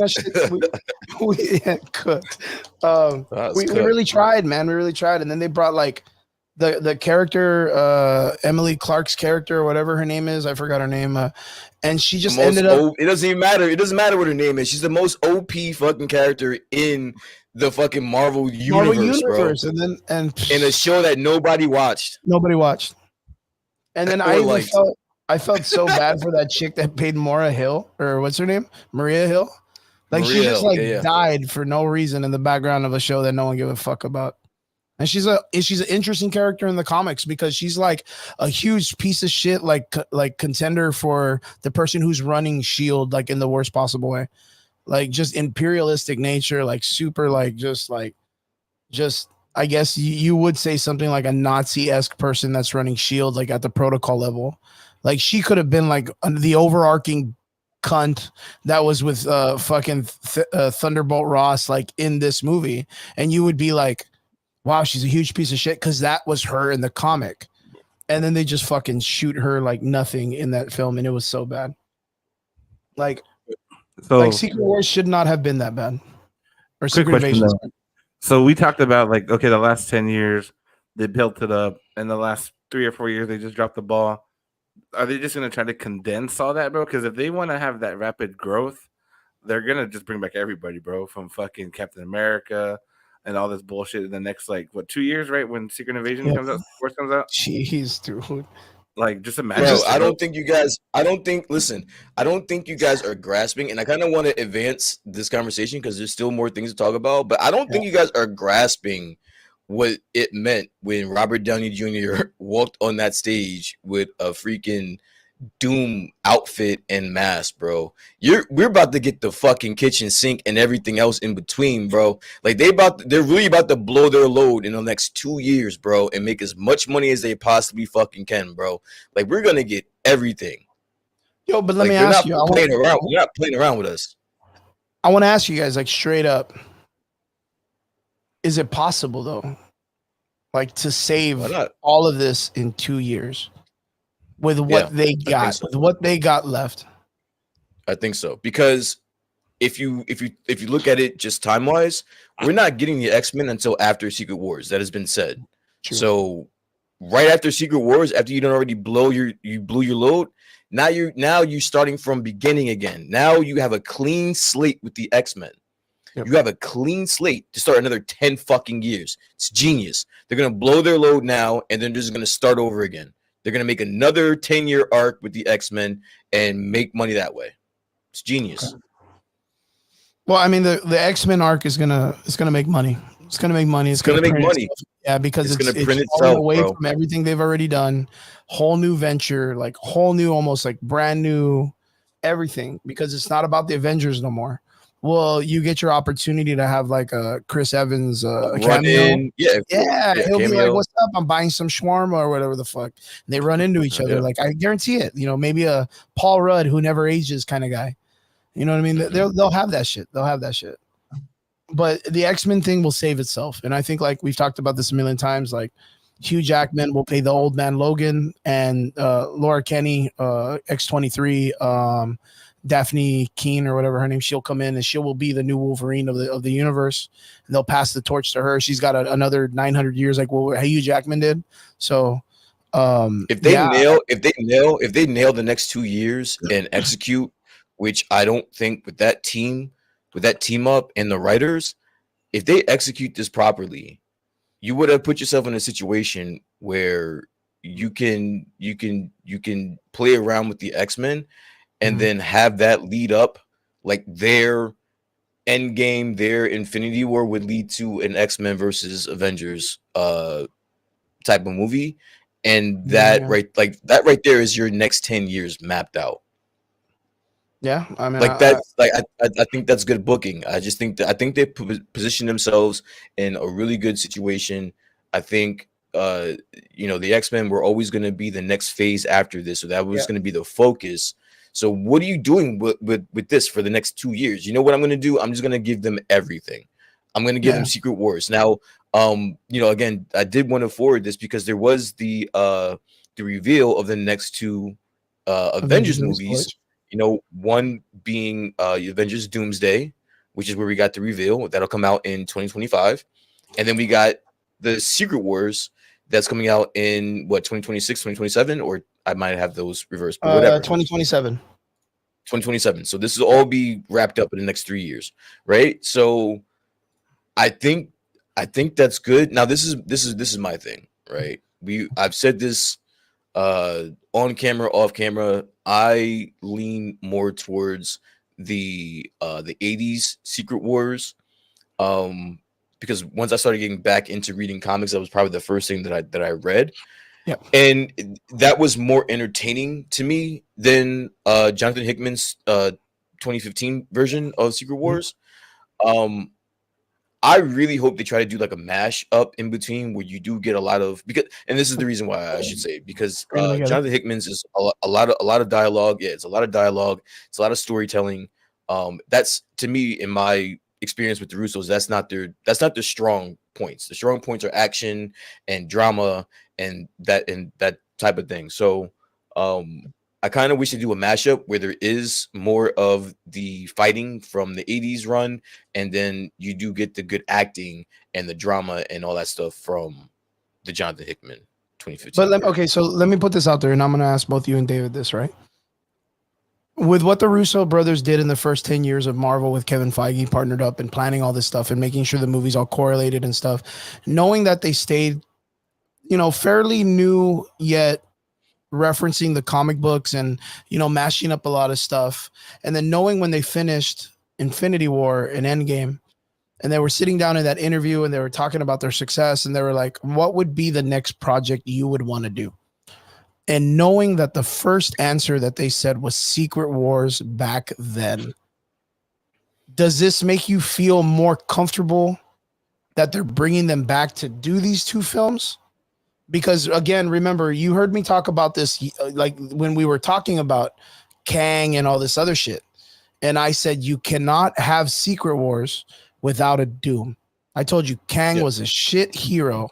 Not before the Jonathan Majors situation and all that stuff, without disregarding that. I told everybody Kang was a shit villain, and I did not like the mashup. And if they were going to do Secret Wars, they could not do it without Doom. There's a lot of characters that are like that, though. You couldn't have done it without a Reed Richards. You can't. I'm curious to see how they're gonna do the Molecule Man. Like, he's gonna be in Doomsday. He's gonna be in Doomsday. He's gonna be in the Doom Mill.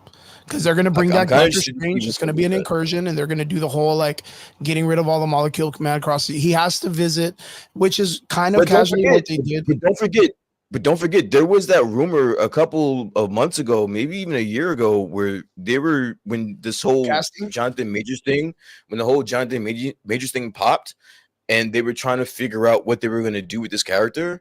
I mean, there was the rumor that they were going to make him into a version of the Molecule Man. Like, he was going to be a version of the Molecule Man. I remember us talking about it. So I think that might still be on the table. I don't think we're all the way done with Kang just yet. So I think that's maybe not Majors. They may have to recast him.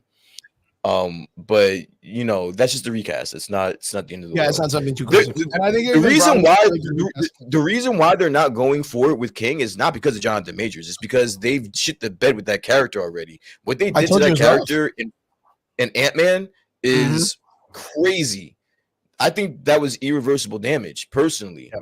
Like, who the fuck thinks that guy is a menace? Is a contender for an Avengers villain. Exactly. So it's like, I think they did a lot of damage there, and then on top of the Jonathan Majors thing doesn't help. Yeah, it just added on to the turmoil and problem. Right? Yep. But does it make you feel more comfortable? Because the reason why I asked you, Brian, over David, because I know David's gonna be like, "Fuck it, let's go, baby." I see David's just all about it and shit. You were always on the fence about the Russo brothers. Like, you were always on the fence about. I was never on the fence. I was never on the fence, and I feel like I have to come in here like every week to kind of clarify that. Like, it's not me being on the fence. I think they are great at what they're great at. When they start, we just don't know what it is they are great at. No, You're like, we do. Because they made some shit movies outside of this, dude. No, they're great at hooking up with Kevin Feige and making Avengers movies and Marvel movies. Like, that's where they shine. That's where they make $1 billion. They don't make that type of money outside of this. So we do know and identify what they're great at. My point was just that everything else that they do is overhyped. I think people, I'll just say overhyped, because there's Extraction. People like Extraction. I like Extraction, but I do think that part two, with the gun in the ladder scene, that's my favorite. Yeah. Yeah. I'm gonna always go back to I that think shit. I think that they need to stick to what got them there. I think they're doing that this time. I think Robert Downey Jr. is doing that this time too. So, I'm looking forward to it.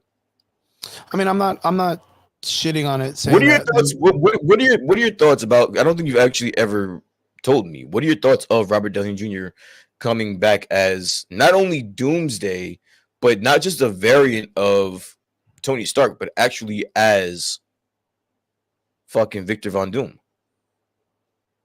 Like honest, like fucking deep down, like Chris being straight. Cut the BS. You know you're gonna give that to us anyway, bro. Just let's go, bro. I don't got time for this shit. What's up? Fucking facts, bro. I think it's trash, dude. I think it's 100% trash. I really do, and it has nothing to do about Robert Downey Jr. I just look. Watch. I need to expand. I need to expound on that, sir. There's a million motherfuckers they could have chose. They could have just brought in a whole new dude. Like fucking, what are you telling me? Like what, bro? We talked about this months ago. They literally could have brought in the original dude from Nip Tuck that played Doctor Doom. He did such a good fucking job as Doctor Doom. And with everything that just fluctuated in fucking Deadpool and Wolverine, with the fuck fest of cameos and old dudes that still look fucking good, that still fucking pulled shit. They can't pull that guy. He was good as Doctor Doom. Yes, the first movie was stupid as fuck with him, but him with the Silver Surfer was fucking G. Fucking G. He was good. He was good. He really was. Fuck that other weird Fantastic Four stick movie with all the weird ass Fantastic Four guys. Fuck look, watch. And Marvel, don't be a bitch. Don't be a bitch. If you're gonna do a multiverse, bring in the shit Fantastic Four movie you made. Wait, hold on. You're talking about fucking Fassbender. You want Fassbender to come back as fucking as Dr. Doom? No, it wasn't Fassbender. Wasn't it? No. It who was Doom in that first movie? We're gonna go this one. Let me open it up real quick. Fantastic Four movie cast. It's because all this shit's gonna pop up stupid as fuck, dude. I already know. And I'm fantastic. Either way, listen, I don't give a fuck. I don't give a fuck who it is and who this name is and who you look up and who that name is. It ain't bigger than Robert Downey Jr. at this point, bro. No, fuck no, it's not. No, I'm not. I'm not gonna. It don't make a fucking difference, bro. You don't need to hurt this dude. Like you don't need to hurt this guy's feelings, Brian. Jeez, man, leave him alone. He's trying, man. Nah, man, fuck out of here, bro. I got Robert Downey Jr. in my back pocket over here, dog. Watch Robert Downey jump in and be like, "Thanks, Brian. Thanks, Brian." This guy. I mean, it's just a fucking smart move. Oh yeah, that guy from Nip Tuck. That's right. Yeah. The Nip Tuck guy. He was Doctor Doom in the first 2005 Fantastic Fuck movie. That was great. Yeah, you heard me. I said fantastic. So let me ask you a question really quick before you finish this David's laughing. So hold on 1 second, bro. So let's say you're Kevin Feige, right? You're in a board meeting, right? And you're trying to figure out how to save your fucking company, how to save your franchise, right? And someone says, all right, well, if the plan is going to be to do Secret Wars, we got to get a Doom. Kevin Feige says, you know what? No shit. We got to get a Doom. Who you got in mind? One person says, yo, I got the Nip Tuck guy that was the fucking Dooms. That was Dr. Doom in the fucking Fantastic Four movie that nobody really fucking saw. And then you got some chick across the room says, nah, I got the number to Robert Downey Jr. I bet I can get him to do that shit. If you're fucking Kevin Feige, what are you going to say? Kevin Feige instantly goes, Robert Downey Jr., I know that guy. Wasn't he a famous superhero once? Wasn't he a superhero once? I could have sworn he was. Pulls a fucking Taika Waititi asking Natalie Portman if she wants to be in a Star Wars movie since he's going to make one. And she was like, I'm Queen Amidala. I'm Anakin's fucking mom. And he was like, as far as I'm concerned, this guy, Julian McMahon, he is still famous to me. I know when I see a picture of him, when I see a picture of him, I don't think of Dr. Doom. I think of the Nip Tuck guy. That's exactly what I said out loud when you show me a picture of him. That's the Nip Tuck guy. Like I think of him from that. I don't think of him as Dr. Doom, bro.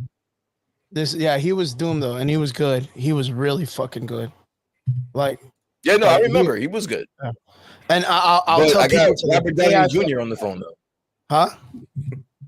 Yeah, I said, no, he was good, but I have Robert Downey Jr. on the phone, bro. He wants to come back. Like I got to the phone, and you're like, well, you don't got to bring back a dead Iron Man. This guy was already Doom, and if this guy's first 2 movies was him trying to steal Silver Surfer's powers and succeeding, if you're gonna tell me that this dude went around in the background of the Fox universe and just killed all the Molecule Men, I'm gonna put this in perspective. As great as that sounds, Kevin Feige chose to not go that route and to pick up fucking Robert Downey Jr., who is already fucking Iron Man in the franchise, and and just said, "I'll figure it out, bro.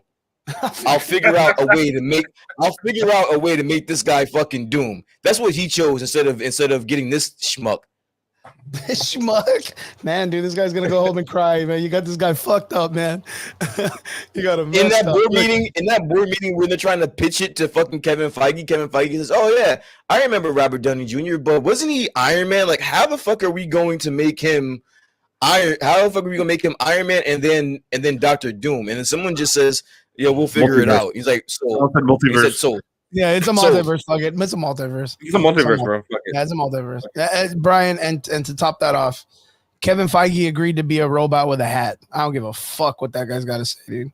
He agreed to fucking make that weird British chick OP as fuck. He was just like, hey, you know, it'd be cool if we gave this chick Groot DNA and gave her a fucking opportunity to be a fucking tree. Like, why don't we do that? He's agreed to so much stupid shit that I don't give a fuck what Kevin Feige agrees to right now, dude. Like, I'm really interested to see how far Robert Downey, like how far he'll go to fuck up his face, because we all know that, you know, Doom is hideous underneath that mask. Yeah. So if you're Robert Downey Jr., how far are you gonna let them fuck up your face? Yeah. John, my boy in the comment section, Corpus Christi in his house, says, "What's up, boys? In the Marvel comics, Doctor Doom embodies Iron Man. I'll need just a little bit more explanation of that, but yeah, I know he's now. Yeah, no, there is a run where Doom takes over Tony Stark's body, I believe. Yes, we do. We're using StreamYard right now.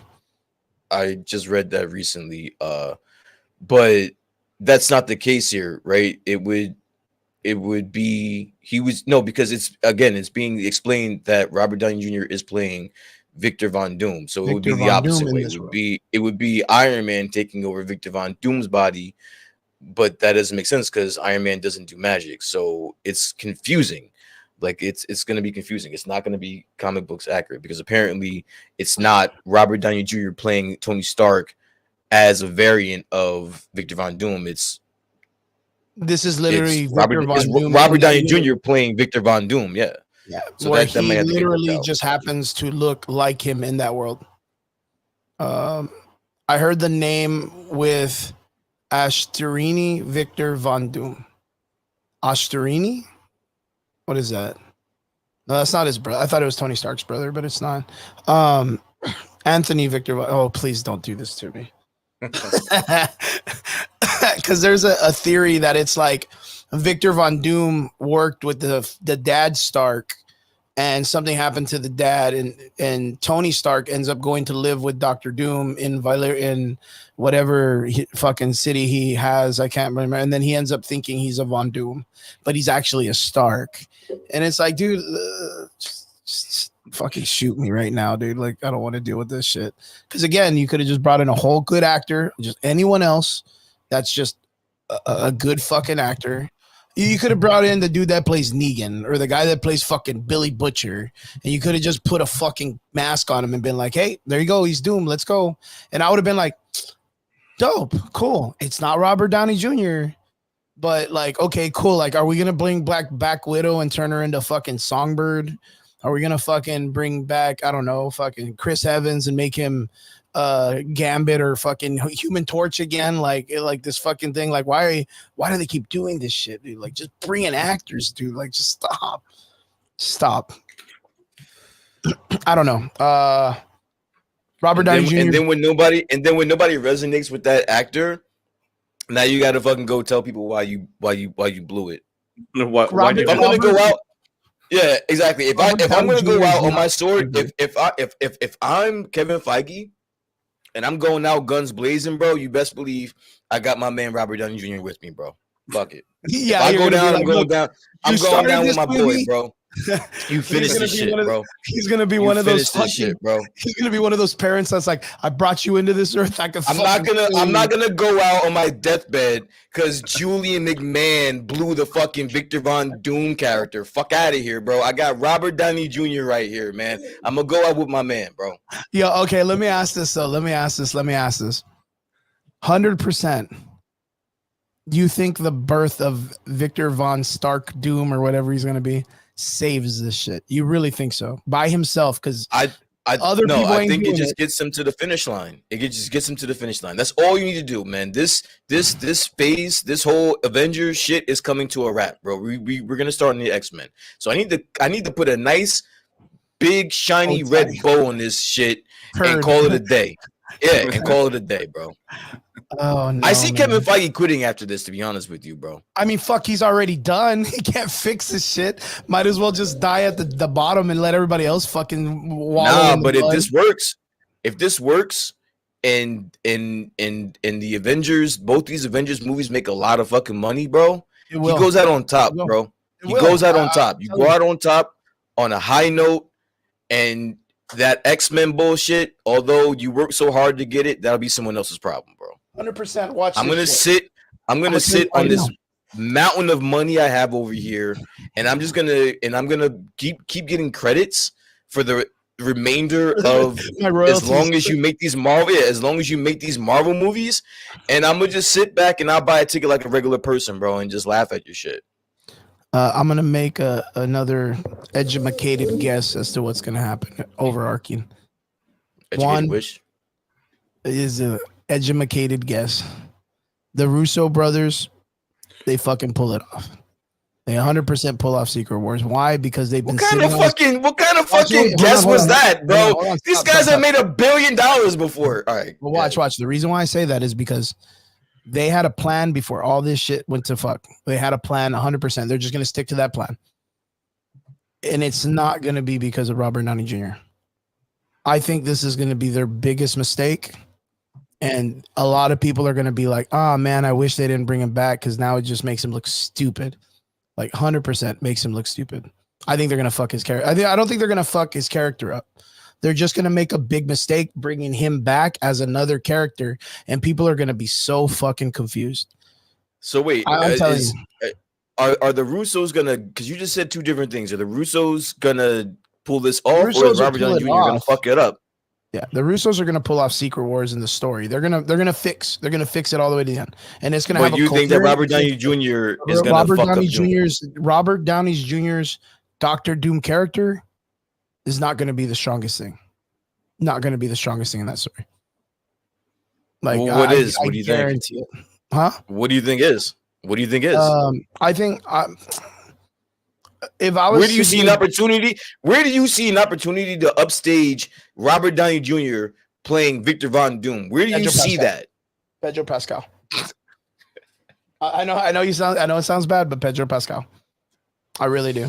And like I love Pedro. I love Pedro Pascal, but you're tweaking, bro. There's no shot. I really think he's gonna shine him. I really think they're gonna build. You just pulled that out your ass. No. I just pulled that out your ass, bro. Get out of here. You just pulled that out your ass, bro. Like, I'm not stupid. You just pulled that out your ass, bro. There's no shot. I could tell you right now that the way that they wanted to do this was probably without Robert Downey Jr. as Iron Man in Secret Wars, the Russo brothers. But it definitely wasn't him, the same actor, playing a completely different villain who himself deserves to be a legitimate character in the universe. Like 100%. Doom as a character is we've talked about this before. He is a fucking fantastic villain. And you even said it himself that he practically deserves his own film. But that means he needs his own character to build him into that universe, not a repeat of another guy who played another character to do him over again. That's all I'm saying. That's where I think the Got it. mistake is going to happen. I really think that that's where the mistake is. I don't like it. I don't like the casting of RDJ as Doom. Do I think he can do it? Fuck yeah. He got an Academy Award for being a dude who built a fucking atomic bomb. He can dress in a cape with fireballs. Do you know who Tom Brady is? The football player? The football player? Yeah, you're aware of who he is. Yeah. Right? All right. Yeah. So there's a thing, just you never bet against Tom Brady because he's a fucking winner. Because he wins. You never put your money against Tom Brady, right? This is one of those situations. You're placing your money. You're placing that where they drop the ball is Robert Downey Jr. You think they're going to drop the ball as Doom there? Out of all the things, with all the characters, with all the storylines associated with fucking Secret Wars, you think they're going to drop the ball with Robert Downey Jr. is what you're telling me? Yes. All right. I don't. You know what? I'm not going on board with that. That's placing money against Derek Jeter, against fucking Tom Brady, and you just don't do that. If anything, he is going to uphold those movies, guaranteed. I don't know, man. I don't know. Maybe it deals with the whole I think you said there was some. But it'll get saved by fucking Pedro Pascal. I forgot. Yeah, I mean it's just not going to be the Doctor Doom character. It's going to be he'll be a villain like every Saturday night Marvel movie villain. They just need him to fill a role because they never set him up correctly. And you're only going to have one movie to set this dude up that has no other backstory. That's just what it is. You need the opportunity to let Dr. Doom shine. And I just think that there's other deserving actors that can pull it off just as well as Robert Downey Jr. did for Iron Man. His legacy is Iron Man. That's who he is. You don't need to bring his face into another character it's okay to do it as the way they did in the Deadpool stuff with certain people where they brought them in as these cool characters that they had never been. And it's funny and it's witty. And then you just fucking just get rid of them because they're just one moment and then that's it. But that's not what they're doing with this character. They're making him the legitimate character. And that's where I think they're going to fail. Chris, when the bills are due, bro. Yeah, you do whatever you can. I don't got time to be worried about. Yeah, I don't got time to be looking cute while I'm trying to make my rent, brother. We got to get it done, and that's what they're doing, man. I get where you're coming from, but rent's due, bro. Yeah, you know what? Rent is due, brother. Yeah, I think it's really important to the way that you said it earlier, where you were they don't have a pillow. What do you want them to do? What do you want to do? Even imagine me telling you, Brian, they got 2 years to pull off these two movies. That sounds you think I'm gonna hire Julian McMahon to no, I understand. Bro. I got 2 years. Listen, I got 2 years to pull this off, and I just remembered Bob Iger's deal. I don't know. Did he extend his deal? Oh, can you imagine if they flip his ass out at the last minute? Oh, I thought he only had 1 or 2 more years. So Kevin Feige is only still there, in my opinion, because he is blanketed by Bob Iger. I think Bob Iger is gonna allow him to get out of this hole. Or to get out of this, however you look at it. I like to look at it from the more optimistic side. But in order to get out of this, I'm gonna let you dig yourself out of this grave. So, but if he's gone, if Bob Iger is gone, there's no one protecting Kevin Feige. So if I'm Kevin Feige, I'm only spacing out my shit until Secret Wars, bro. And after that, it is what it is. I think I didn't even think about that. Man, dude, can you imagine how far it's fallen for Kevin Feige to be fine, I'll bring back the Russo brothers? I don't think he said it like that. I think they've tried to get the Russo brothers before. It's just that they just weren't dishing out that type of money. No, they wanted apparently what they're saying is that they wanted too much money. But it's one of those things where you have a duo that does good. Someone, let's say it's a football. You have a football player that does good. He's gonna want his fucking money. Yeah, you gotta pay him for his skill. Now you're Kevin Feige. I got these young directors and writers over here. I might try to take it over here because you guys want too much Yeah. fucking money. Now when like, it got give him a chance or whatever. now that young talent has dug you into a hole that now you have to resort back to fucking the Russos to get you out of this hole, and that's what they're doing. Yeah, that's I 100% agree with that. 100%. So, I mean, can we all three agree that kind of a little bit more feeling better that the Russo brothers are back to do that are in the helm for this? Man, fuck it. Nah, you're right. Yeah. I'm good. I mean, I'm good. Nah, I'm joking. I'm joking. Like, I know. Like, I mean, I don't say. I mean, I know Brian. Brian, he it's not that, like, it's like he said, like, he just thought the Russo brothers were hype after because they couldn't do the same thing outside of the series. Like, they had to do it on their own intuition, which Brian made a really good comment a while back where he was like, with all the assets that they had controlling all the copyrights and IPs in Marvel, they pulled it off. But the moment they got away from that support, fans that people knew them by name and household, and they were out there doing like the Gray Man and fucking, like you said, Extraction. If it wasn't for Chris Helmsworth, Extraction would have sucked. Like, Chris Helmsworth is the thing that made that movie popular because he's a great guy. One of them made that really bad movie with Spider-Man, Cherry, that was them, and it was fucking that was stupid. A bad movie. Bad movie, and it had Tom Holland in it. Tom Holland. And then not only that, he did the movie with the Eternal guy, right? Yeah. And the Eternal guy, he's a handsome looking dude, man. He's a good looking guy, like superhero look. And that was a shit movie. No one gave a fuck about that movie. That guy and his talent, whatever it is, because I haven't seen him in anything else other than the Eternals. Like, I don't know what else he's done, but like, he at least has the look, the superhero look. You would assume he would take some of that. The Eternals is great fan base with him, and they would go watch that movie just based on intuition. Nobody gave a fuck about the movie. It was like Burn Notice, or I forgot what it was. It was something like that, right? I don't remember. John says with RDJ and Deadpool with Wolverine and the Russo brothers, they can bring back the MCU back to its standards. And see, I think that's a really good point too. You got fold. You got Hugh Jackman back in the fold. Like, the thing is it's like I said, they went back and got everything that worked, everything that has worked in the past. And the reason why I identify with this is because I watch wrestling, bro. And every couple years, wrestling will go back and bring back old storylines. Not even old storylines, but like old school wrestlers for a short run, just to get them back. When there's a ratings dip, then you go get The Rock. When there's a ratings dip, they'll go get Austin. If there's a ratings dip, they'll go get Bautista. If there's a ratings dip, they'll go get somebody else, just for 2 months, 3 months, leading up to a big pay-per-view and for a big payoff, and just to get them back on track. This is what they're doing with this. This is exactly what they're doing with this. Yeah. David, you're our business guy. You're the guy that knows business. What do you think about them pulling, the Russos, RDJ? We saw Ryan Reynolds and Wolverine coming up.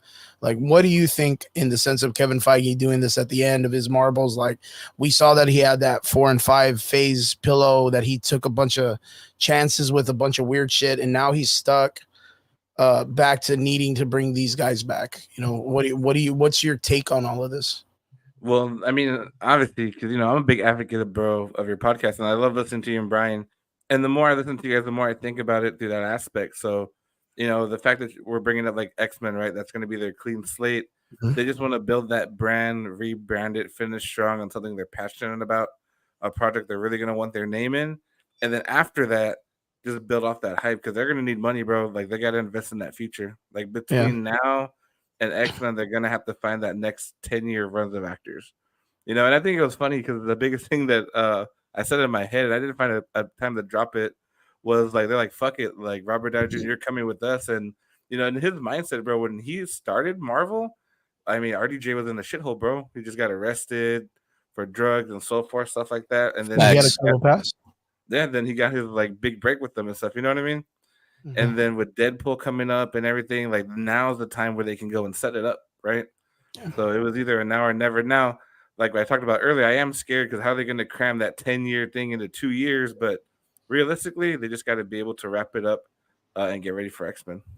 And the same thing about the Russos. The Russos were they weren't known to the masses. Yeah, they were brand new. Before they entered the MCU. So they kind of feel like, you know, we grew up like they came up with Robert Downey Jr. and they came up with Chris Hemsworth and they came up with Chris Evans. You know what I'm saying? So guess what? We're gonna get all of our guys. Yeah. We're gonna go one more lap around this shit, and we're gonna bring it back to where we started it. Okay. And the last dance, bro. There you go. You know what? Like in due faith, I have faith in the Russo brothers. Like I really do. And the reason why is because the first interview, like I said, when they got out of it was Secret Wars. And we talked about this a long time ago where, you know, I was like, they need to bring back the Russo brothers for Secret Wars because they have a plan. And that was on the red carpet for a MCU movie, bro. Straight, bro, straight. Like, you know what I mean? Like, it was a long time ago. So they even called out, think about how long ago that was. And for them to know that that was going to be the next big event. They could have done a bunch of shit. That Kang Dynasty shit, they could have turned it into something else. But they chose Secret Wars. And lo and behold, prophecy-wise, those motherfuckers came back. If they're making the choice to bring Robert Downey Jr. back, I'm going to have my faith in these guys. I'm gonna have my faith in them. I am, because they have a plan. You just spent like 20 minutes shitting on why he's gonna fail and be the downfall. You basically said he's gonna be the downfall of this movie, and now for some reason you have faith in him. And okay, again, in my opinion, I think bringing Robert Downey Downey underwear, whatever the fuck they call it, Downy underwear, yeah, Downy wipes. That's not even. That's like a fabric softener. Downy wipes. Bro. If they choose, like, I still think it's a huge mistake. Like, I just think it's a huge mistake. Like, that's just what it is. Right. They could bring him in as a cameo or some kind of like just some fucking shoehorn shit, but they're literally being like, no, whole brand new character, whole brand new dude he's playing. He's not Iron Man. He's not Tony Stark. He's literally Victor Von Doom. Fucking stupid. But okay, like the Russo brothers, they have a plan. They have a plan. If this was their original plan, fuck it. If this is what they're going with, because this is like in the comic books that I think they're referencing to is Superior Iron Man, which is when Victor Von Doom becomes Iron Man, and he claims to be the new Iron Man himself, which is him being Tony Stark's position. Maybe this is like Dr. Doom. Victor Von Doom died in their universe, and their version of Tony Stark was like, well, I am Victor Von Doom now. This is who I am. If that's what he's doing or that's what they're doing, fuck it. That's just our multiverse in the overarching story. What they choose to do from there, I don't know. Someone said it in an interview that they were like, what if this was the Tony Stark who makes Ultron and then does the whole, I want to put a suit of armor around the world, and becomes that God Doom, but he is Victor Doom. Like Victor Von Doom changes his name, becomes a whole new person. And he was just from a different variation of a timeline. And I'm like, whatever they decide to do, they decide to do. You know what I mean? I just want them to do the character correct, and I don't want them to fuck it up. That's all. So, guys, Hall H was nuts, incredible, a lot of crazy shit. I even showed earlier, I don't know if you guys got to see it, but there was like a photo of Galactus looking through the window of the Baxter Academy, where he's like looking at it. I thought that was cool. We got our first picture of Galactus being not a giant cloud, but a human, like a giant humanoid creature, like just super exciting stuff. More stuff is probably going to come out in the next couple of days. So you guys just stay with it, man. Just stay with it. But onwards to the last part of our conversation. We got some time. Let's get it, boys. We had the opportunity. It was the week of weeks last week. We talked about this earlier. We dropped it. Deadpool 3 finally came out. Marvel has made the jump. We have made the finish line. We got everything we've always wanted in a fucking movie. It was the bee's knees, the Messiah. You know what I mean? If you saw the movie, we got the Marvel Messiah in the house. I know, David, you've seen this like through a bunch of like cliff notes and everything in TikTok. You were one of the people that was like, I didn't see the movie, but I saw the movie because everyone spoils this shit all the time. Brian and I got to see it. David, I'll ask you if you want to, if you have any questions of things that you might have seen and don't understand, you know, don't be afraid to ask if you don't mind. I know you said you didn't mind coming and talking on the show about it, but don't be afraid to ask any crazy questions. I just don't know if like there's anything in particular that you want to bring up, like that you saw that you were like, I was really impressed by this. Guys, me and Brian talked about this today. Non-spoilers, the movie was fun. Was it perfect? I mean, it wasn't perfect in the sense of like a story, in my opinion. I thought it was perfect in the sense of all the cameos and the Ryan Reynolds shit and the Hugh Jackman stuff. I think they nailed it as a Deadpool film, like for what they've been doing. Brian, I think, are you kind of like in the same format like that kind of thing? I 100% agree with everything you said. Other than that, yeah, it was a fucking summer movie, if you know what I mean. And that being said, whoever's still with us and that wants to talk spoilers like a G, stay in the fucking comic section. Talk with us and talk spoilers about this shit. If you don't want to talk spoilers and that hurts your feelings, we love you. We love you and go do your thing. Yeah, we love you and go do your thing. We love you, but fucking go do your thing. We don't want to spoil shit for you. We love you guys. But yeah, boys, let's jump right into fucking spoiler talk. I want to talk spoilers because this is fucking nuts. Boys, we finally got Deadpool Wolverine. Deadpool is partying with his people from the Fox universe of his Deadpool 2 movie, minus Cable and minus Domino, which I was kind of disappointed with. Then he gets fucking kidnapped by the TVA from Loki series, and from there it's just a giant party of debauchery and funny comments and fucking jokes and stuff with a bunch of cameos. Brian, I want to ask you, was this everything you hoped it to be? I don't know what I was expecting going into this movie. That's a real good point. But I was entertained. So much so that I don't mind seeing it again. Nice. Rewatch value on this is crazy. I would watch it again. I'd probably watch it a third time if the chance presented itself. I think they were focused on the fans. This was a fan movie. Straight. It's a fan movie. The writing, kind of pointing to what you were kind of talking about, the things. My only issue with the movie is the writing, the story itself. It was a lot jam-packed into 2 hours, which usually doesn't make for a good story. But I didn't care. I didn't care one bit. I got all the fan, and I would be a hypocrite, right? I come in here all the time and I say, you know what? I don't care what you do with the story as long as it's good writing, it's good acting. Like, yes. I'm concerned and cognizant about that, right? So then I always say, I would look past that if you just gave me some cool shit. Just like when we were talking about the Acolyte, the story could be bad, but if you give me some cool, if you gave me more cool lightsaber fights than what you gave me, you might have, won me over. This was nothing but that. This was just nothing but just cool shit that you could just ooh and ah over, and I appreciated that. This wasn't something that you're gonna run and say it's, a new version of, I don't know, whatever classic movie you want to insert there. But it was fun. It was fun. I didn't feel bored the entire 2 hours. I thought that the cameos were fucking great. Even this is the spoiler area. I'm still gonna, not spoil too much. Save it for the cool parts when we get to them and shit. But bro. Do it. But to be honest with you, the cameos were great. And they were lengthy cameos. They were people that actually had something to do. Yeah, they were more than cameos. I kind of feel like they were more than cameos. They were literally supporting characters.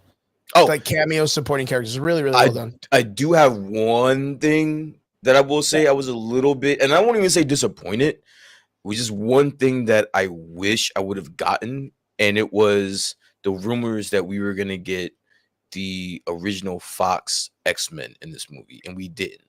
Yeah. Oh, what was it? Storm, Jean Grey, and Cyclops, right? Cyclops. Yeah, I totally forgot about that. So apparently that was it was meant for them to be in this movie, but it just never made the cut, apparently. So I was a little bit disappointed about that, but everything else worked for me. So yeah, pretty much the same thing. I think it was the same thing. There was a little part where I feel that there was a little too much Deadpool. I guess you could say, like, there was some stuff that was like kind of like slapstick comedy that kind of didn't land sometimes. But over other than that, it's like minuscule, like just a couple of lines, maybe like nothing too crazy. I think the intro with the aluminum skeleton, the adamantium skeleton, I thought that was a little cheese. The CG looked bad. Like him throwing the bones and the bones look, I just thought it looked kind of like I didn't really like, I didn't dig it. It was kind of too long. But I kind of figured that that's just what a Deadpool movie is. Like it's just like, yeah, this is, I'm coming right into it. This is going hard all over, like just right at the beginning.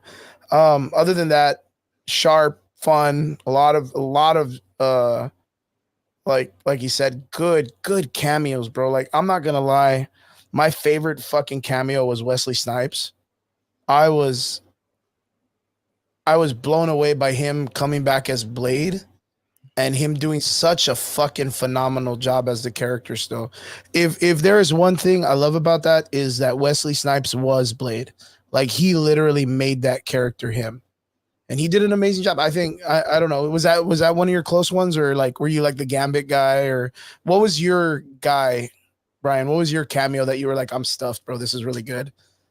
I definitely liked it's like a 1A, 1B thing. I think Blade would be like 1B. Wesley Snipes coming out as Blade was fucking awesome. And I'm glad that didn't get spoiled for me. So that was great. A great surprise. And then also Chris Evans as Johnny Storm. That was fucking amazing. That was good. That was good because I'm sitting there, and when it was revealed that it was Chris Evans, I'm thinking, oh shit, they ran into, because you had the whole Cap montage. When Deadpool was in the TVA. Mm-hmm. I thought that he got to see Cap. But he was really excited too. Yeah, but then when he said "flame on," and he turned into fucking the Human Torch, that was I popped in the middle of the movie. But yeah, dude, like this movie, and this is kind of going off of what Derpy had commented before about the movies not really making as much money because of the economy. That's not true. I'm looking at Deadline right now. I'm looking at the Deadline article that just came out about the global money that has been generated from this movie, and global, like worldwide, and this is excluding China. I don't know if it's going to drop in China. If it does, this movie is going to break a lot of break a lot of fucking records. It'd be really hard. They got a giant skull of Ant-Man. Anyone that was hoping this movie would fail better hope this movie does not come out in China, because as is right now, it's almost at $500 million in just the first weekend, which it's coming right under. And granted, a Deadpool rated R movie, a Marvel rated R movie, is the second highest opening of the year after Avatar. Nice. That's pretty good. This is this is a rated R movie. Like that means that there's a whole section of people that cannot see this fucking movie. Yeah. And everyone else made it to $438.3 million, 205. I think, and again, like we're barely on the first week of release. Like we're not even on opening weekend. It just popped Thursday, and we're barely getting to Sunday. So we got time. It's gonna cook, and it's gonna be great. I know I have to take accountability and say I have to apologize, because the person that played Cassandra Nova or whatever did a fantastic job. She was a good fucking villain. She really was a good villain. The effect of her hand through the head, the way she carried herself, the way she talked about, like the way she just didn't give a fuck about who was who, and then maintaining that, and then just that level of I don't even know how to explain it, but when the fucking fire starter guy comes in and he shoots her and she puts him on the ground, he's like, wait, let's just talk, and she just stops and goes, what? Like, okay, just explain yourself. And he's like, just let me fucking talk or whatever. And she's like, Oh, okay. I'm sorry. I did, almost like she just didn't know. Like she didn't have that in her head that it was supposed to be where you like talk to people. You don't just fucking kill them fast. Like Yeah. she did such a good fucking job as that character. It was really cool. I mean, I didn't like that she got like the whole like Marvel villain treatment, but like she did a fantastic job as a villain. Really, really good. It was very fun. Wasn't what I thought it was going to be. I thought it was just going to be some cop out. But again, Ryan Reynolds pulls through. Their writers make a really good villain. Some of the cameos that we were pretty excited for to see in the background. So hold on. Ahead, Before you continue, I have a question to ask you, and it pertains to the cameos. There are two Okay. cameos that happen that I'm very curious as to what your thoughts are on this. Okay. So, and I want you to answer them, back to back. So one obviously is going to be Shannon Tatum as Remy LeBeau as Gambit. Okay. And then also another one that surprised me, even though it was been rumored for damn near years at this point. Henry Cavill showed up as Wolverine. So okay. What are your thoughts about those two cameos specifically? Okay, so Channing Tatum as Gambit. He had been talked about being. Did it the work character. for you? Huh? Did it work for you?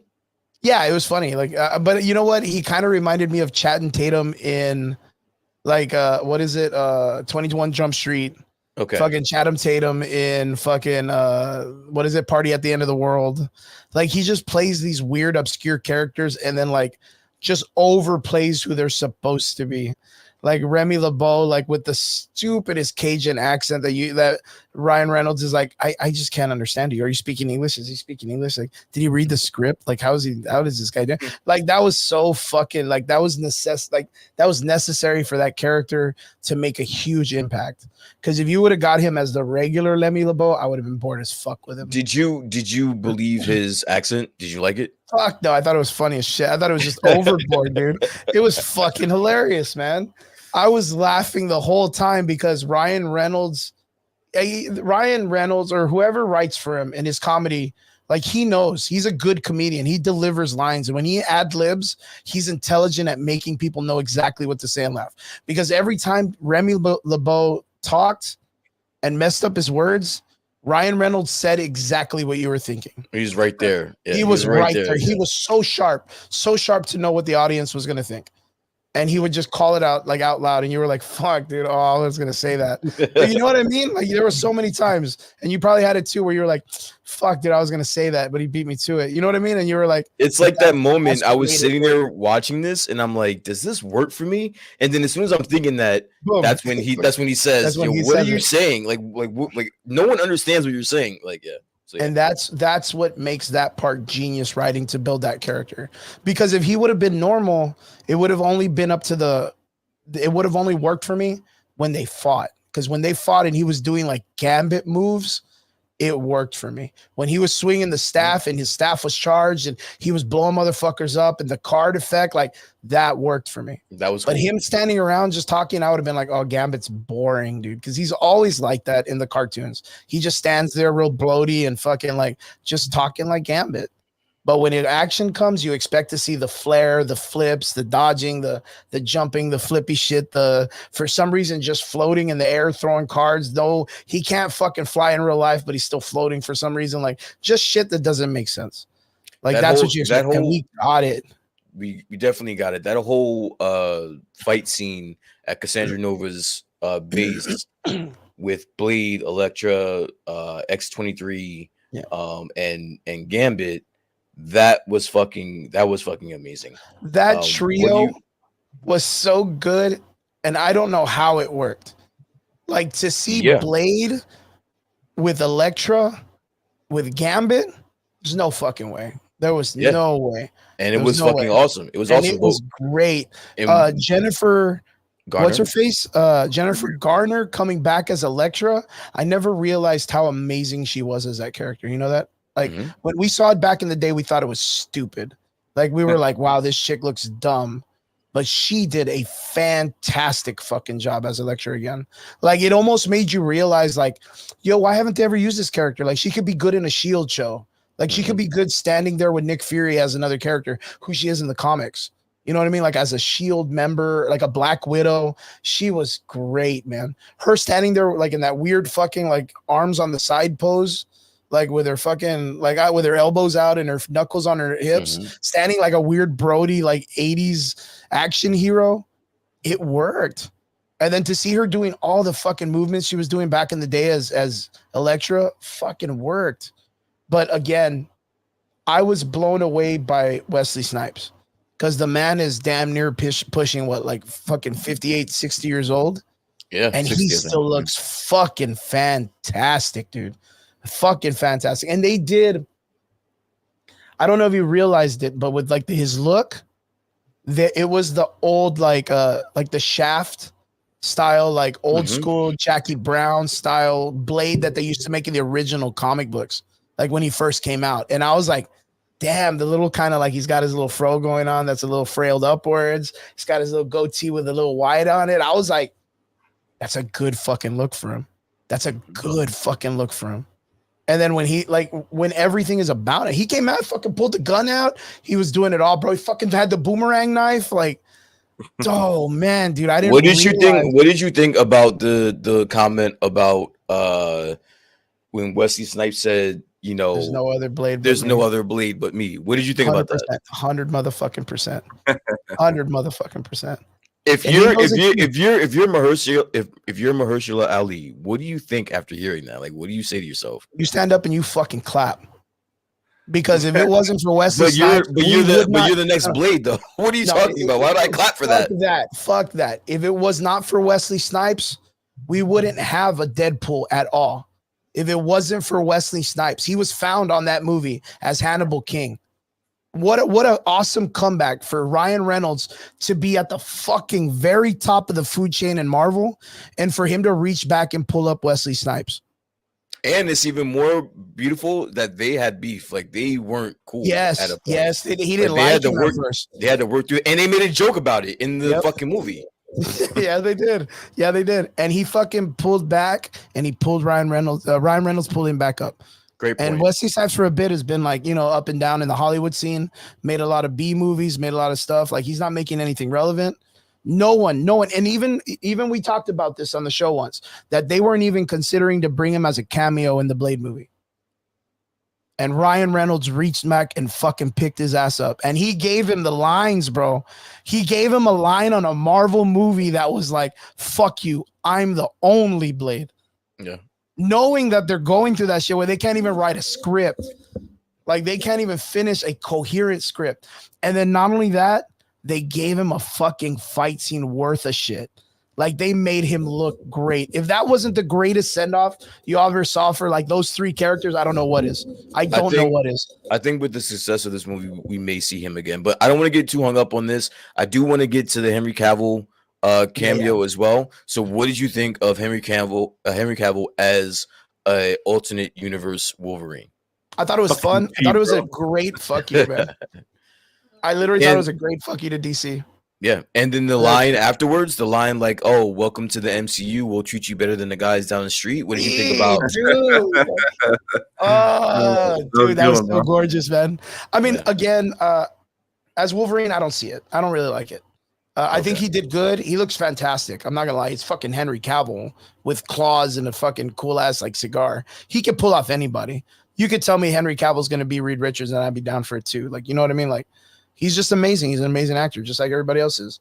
Mm-hmm. But I still have my hands on him being Sentry or Hyperion because that would be a huge fuck you to DC. That would be a huge fuck you as to where like they were like, nah, we're not going to use Henry Cavill. We don't need him anymore. We got this other Dollar General version. The Sentry has already been casted. The Sentry is in the Thunderbolts. So he's already casted. Yeah. But if they choose to bring in Henry Cavill, because again, we didn't know Henry Cavill was going to be fucking Wolverine. You know what I mean? They could switch him out last minute and be like, hey, we made Henry Cavill our Superman. If they don't want him, we want him. I still think that would be super amazing. So yeah, again, but him as Wolverine is not a bad consolation to that, bro. No, fuck no, it's not. He's good. You know? He's good. But you know what? I think, and this is just my opinion, I think Hugh Jackman should should be the only person that is an ever live action version of Wolverine. This guy's And I 60 think, years old. yeah, and he looked fantastic. He still look good though. He looks I'm not fucking good, physically good. Pause, but yeah, he looked good though. And I think it's cool if they were to do an X-23. Like if they brought her in and made her the new Wolverine of the new X-Men, I wouldn't be that far fetched from it. What did you think of X-23 in this movie? I loved it. I love the fact that it is X-23 from the Logan movie. I love that. I love that it's her. Like it's actually her. It's not a variant. It's not another multiverse that was close to it. It's her. And you know it's her because she pulls out the sunglasses. Those were the exact sunglasses she wore when she was a little kid, the exact same model and frame and everything. It was a nod to it being the actual girl grown up. I thought that was great. And we talked about that. We were like, oh, they're going to bring her in. She's going to have a suit. It's going to be crazy. And it would have been a whole other universe, but it was her. So like, and then for us to know now that Deadpool wishes for her to come back with him and it's okay, even better. Because now it's X-23 and old man Wolverine, old man Logan. So like, and he doesn't have to be like a super old man. He's good shape and just Hugh Jackman's kind of an old dude already. Like, do we need him to be like 6-pack and all that shit? No, man, he can kick it back a little bit. Give him a flannel and a big ass denim jacket, and you got it. Like you don't have to keep killing the guy. Yeah, it was great, man. It really was. It really was. All that stuff was good. They really handled all the cameos and all the characters really well. I really think so. Another spot that I popped is like out loud in the movie theater is when Deadpool found that one, well, two actually, there was two more. We both know that my favorite story arc is Age of Apocalypse. We got the Age of Apocalypse Wolverine in this movie, and I fucking popped. Like that was fucking great. And then also another thing that I popped for was when he saw the mustard and brown Wolverine and he was fighting the Hulk. Oh yeah, that was fucking amazing. Like I kind of wanted something a little bit more with it, but yeah, but you couldn't. I loved it. I loved it. He flicks out the claws. And you see him in the Hulk. You see the Hulk in the claws, bro. That was fucking awesome, bro. And then you get like the back, like the back, view of the Hulk. And is anyone, even if you're a casual fan, you know how that fight goes. Like he fucks Wolverine in half and then throws him into separate places. But like that, I popped for that, bro. That was fucking amazing, bro. Yeah, it was really cool. All the little cameos. I was really excited to see the midget version of Hugh Jackman. The accurate size.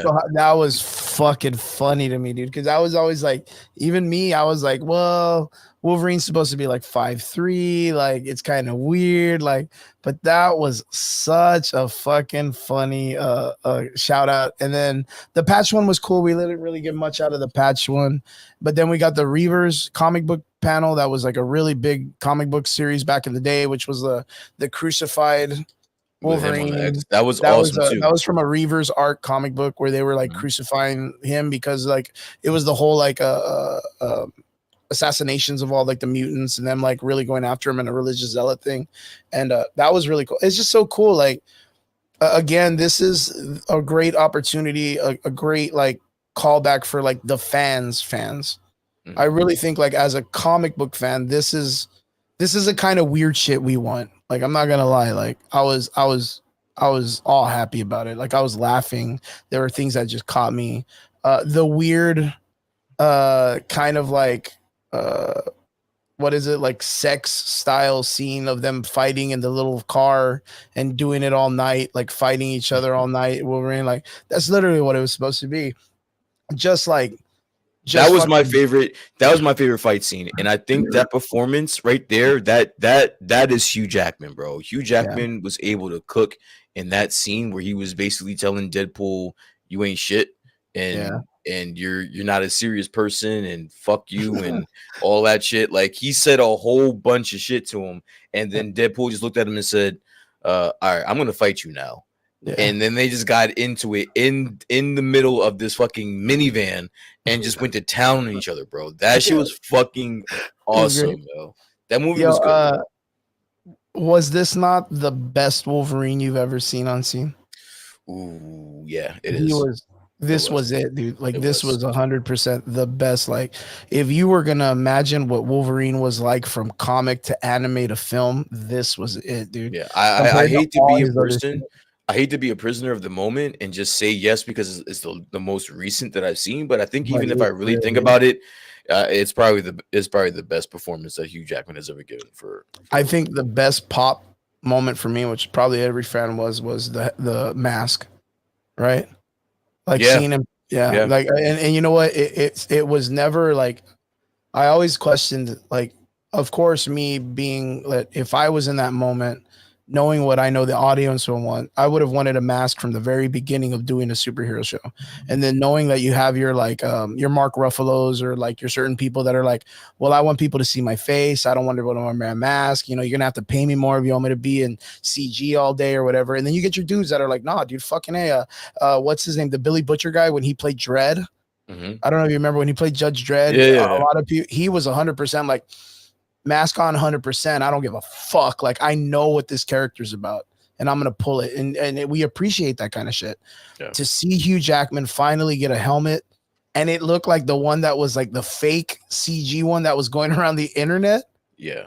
It was fucking good. And then just the scenes after that, he never took it off. Like he never took it off till the very last conversation.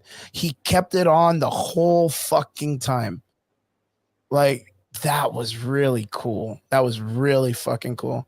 The last Yeah. time we got that he takes it off after he does the scene. He gets the sweater, he takes off the thing, the TVA sweater, and the chick's like, oh, like I don't get to see his pecs anymore, or whatever the fuck they're talking about. Like that's when he takes it off, and then it goes back to like the speaking role part, like where he has to show like his acting prowess. Like, what a sport! Yeah. What a fucking sport! What I mean, sport. he basically he had the fucking mask on for like 15 minutes out of a 2 hour out of a 2 hour movie. But I get what you're saying though, because he could have just said fuck that mask in general and just not wore it at all. So even if I got 15 minutes of it, I'm fine, bro. Or he literally just could have worn it for the Deadpool core part, put it on just as an armor, beat up people, and at the end take it off. And that would have been like, oh, okay, because that's what we usually get in movies. And then they'll run off and do the whole ending scene, and you get to see his face and all this stuff. But he chose to run down a hallway, to look him in a window, then go into the window. He chose to do an entire the entire ending with that mask on. Like, oh, what happened? David lost. Let me see. What'd he say? What'd he say? Oh, okay. David didn't have. I'm sorry. I know that he didn't have much because he didn't get to watch the movie, but I feel bad. My man, thank you very much, David. Appreciate you. We just spoiled the whole goddamn movie for that kid, yo. He said he wanted spoilers. He was like, "Well, let's go, baby, let's go." But he'll watch it. I'm gonna send him a link later where I saw it. I would say that too, but then if I was sitting around and I heard the things that we were saying, I'd be mad, bro. No, I'm like, get the fuck, bro. He's gonna be like, dang it. It was a good movie. Awesome. It really was. Really was. But again, I think we talked about this already and we kind of came to it. The part that was the weakest was the story itself. I think the story itself was pretty bad. Was it detrimental to the story? Not really. I kind of feel like there wasn't really any loss in this. But then again, I feel like there wasn't anything that really carries over into the overarching thing. Like, let me ask you just on the whim, like, what does this do for the Marvel universe? I don't think it was about that. And I think a lot of people, if they start thinking about it too much, that's where they'll find themselves. Yeah. But for me, it wasn't about that. And I don't think Ryan Reynolds ever gave that impression that's what you were getting on this. I think I got exactly what the vibe I thought I was going to get, and which is basically just him having access to everything. the whole library of this was more of a Fox movie, than more it was MCU. Good point. I didn't even think about it like that. It was basically more of a Fox movie. So if anything, it was acknowledgement of the Fox universe. And Vince, you might be coming in a little bit late. I don't know what Chris's answer to your last question was, which was what cameo did you want to see but wasn't in the movie. I've already said my cameos was the X-Men. I thought that we were going to see a lot more. I was really looking forward to seeing Halle Berry as Storm at some point. That would have been cool. But other than that, I think I got just everything that I mean, of course, you could just sit here all day and think of, characters that Well, I could have have been in there. I have But a cameo I wouldn't have mind seeing. what's that? Thanos. Like Thanos on Lady Death's in the castle from the comic books. Okay. Like, you know what I mean? If he would have popped in and he would have seen like maybe a more different, like, I don't know, like an 80s rendition of Thanos. Like, I don't know how to explain it. Like maybe the costume's a little bit more purple than gold. Like it doesn't look like how armor. would you write that in though? Like where would he At the be very doing? beginning when he's jumping through universes looking for Wolverines.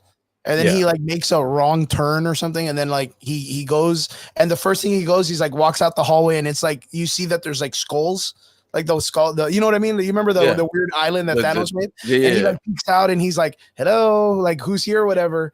And at you the just end see of the Thanos, scene, you see him sitting on his. I would do it way different. I would do it where he looks out and he sees like a woman's figure in a cloak.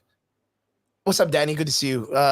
Sees a lady figure in a cloak, and she turns around, and it's the skull, and you realize it's Lady Death, and he's like, "Oh, hi!" And he goes into like that, that whole like he's in love with her, like he's infatuated, and then he wants to kind of like tell her something, like the relationship between him and the chick in the other movie, and then all of a sudden you just see like that big burl body behind him, and he like turns around and he says something like mommy, or I don't know, like he makes fun of Josh Brolin since Cable wasn't in the film. Like he makes fun of, you know what I mean? Like I liked you in Deadpool 2, or like, he says something stupid in the sense of making fun of that. And that would have right been awesome too to get Cable in this movie, bro. That yeah, that's what I was saying. Like I don't know where he went, and he was great, yo. But you know what I'm talking about, right? I think that would have been funny because we do know that Thanos is out of the show or out of the movie because of Infinity War, but him and Deadpool have history. Like him and Deadpool do have history. And I think that would have been a really great, like just a nice little, like Thanos is about to grab her, or he's like growling because he's mad and he's about to do something. And he goes, okay, got to go by. And then he just moseys on away from it. And then it just continues on through him jumping through the universe, finding that Wolverine. I think that would have been a really, really great, like cool little fucking 5-second cameo, little bit of shit going on. I thought that would have been really dope. Lady Death and Thanos in that way. I think that would have been a really cool thing. But other than that, cool. Like I said, the story, it started where it ended. Really wasn't a big format to the whole universe, but like you said, I think you're right. Like it really wasn't in that. I think Ryan Reynolds had made it to be like a standalone Deadpool movie, and you just know he's out there somewhere. And you know that all of those characters that survived at the end, and including, I think, Electro, Wesley Snipes, and maybe Gambit. Maybe, I don't know if he died. Did he die?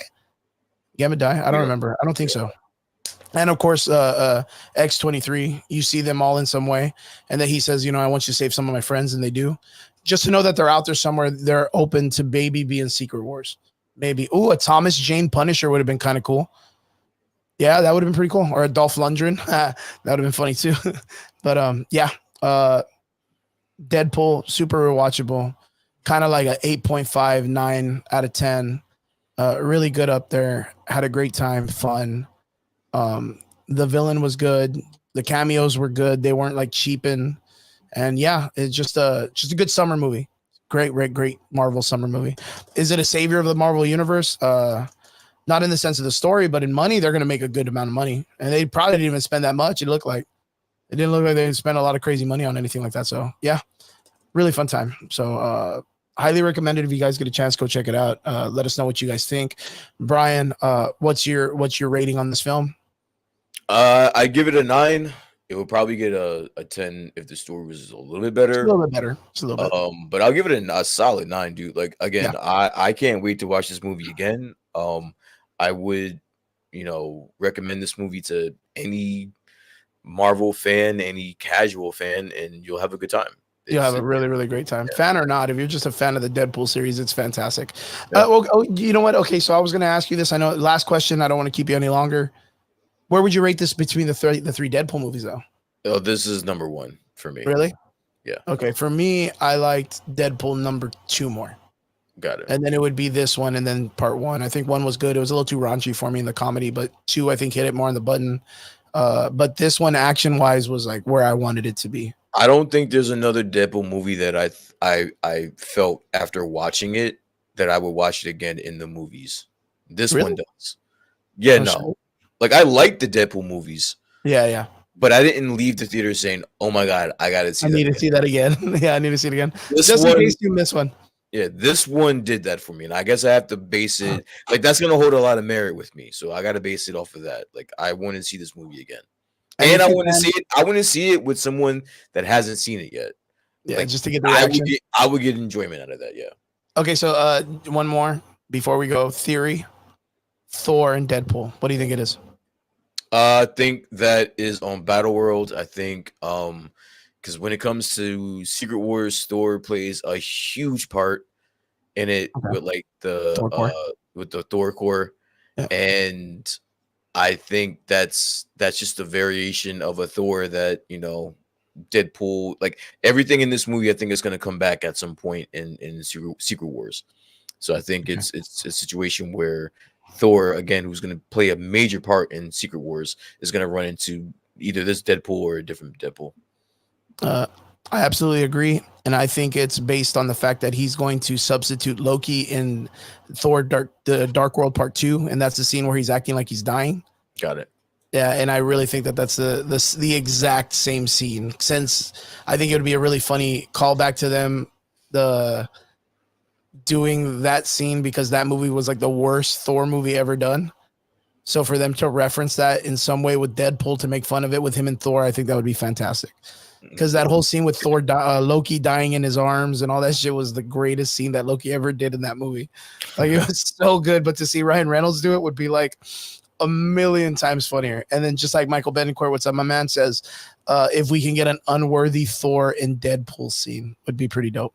So good call, man. Good call. Yeah, but I'm really excited to see what they're going to do with this. I'm really excited that all these characters are in. And of course, we may get like the Wesley Snipes and the Elektra character to come back again in the Gambit. Everything is back on the table now. Everything's back on the table. Even more because of like the Chris Evans cameo, knowing that he was there. There's so much like Thing, the Hulk being out there, the Age of Apocalypse Wolverine that he fought in the beginning. Whoa, dude, like what the fuck? That was cool. That was really cool for me. And then Patch from Requiem, the fucking the other story, it's so crazy, just so crazy. Deadpool pulled it, man. Deadpool pulled it out of nowhere, and it was fantastic. So the TVA stuff was a little bit weak, but everything else around that was really, really fucking dope. Really dope. Tatum did a good yes, he did. As Gambit did a good ass fucking job. So yeah. Guys, we want to say thank you very much for tuning in. David, we know you had to get off. We appreciate you so much, my man. I know it was a lot of talking. None of the stuff you got to come in and do because you didn't get to watch the movie with us. But we appreciate you all the time. And Brian, appreciate you, bro. Hope you have a good week. I hope everybody out there, you have a good week. We appreciate every one of you. To all our extraordinary listeners, thank you all so much for tuning in, jumping in with us a little bit late today, me, because I was late doing my shit. But I always appreciate you guys. We hope you had a great time watching the movie. If you saw the movie, hit us up in our comment section. Let us know what you guys thought. Let us know your favorite parts. Let us know what you guys want to happen. And we're always down to hear it. And we'll see you guys next week here on the Average Boy Podcast, Sunday night, 8 p.m. We appreciate you guys. You guys have a good night. Laters.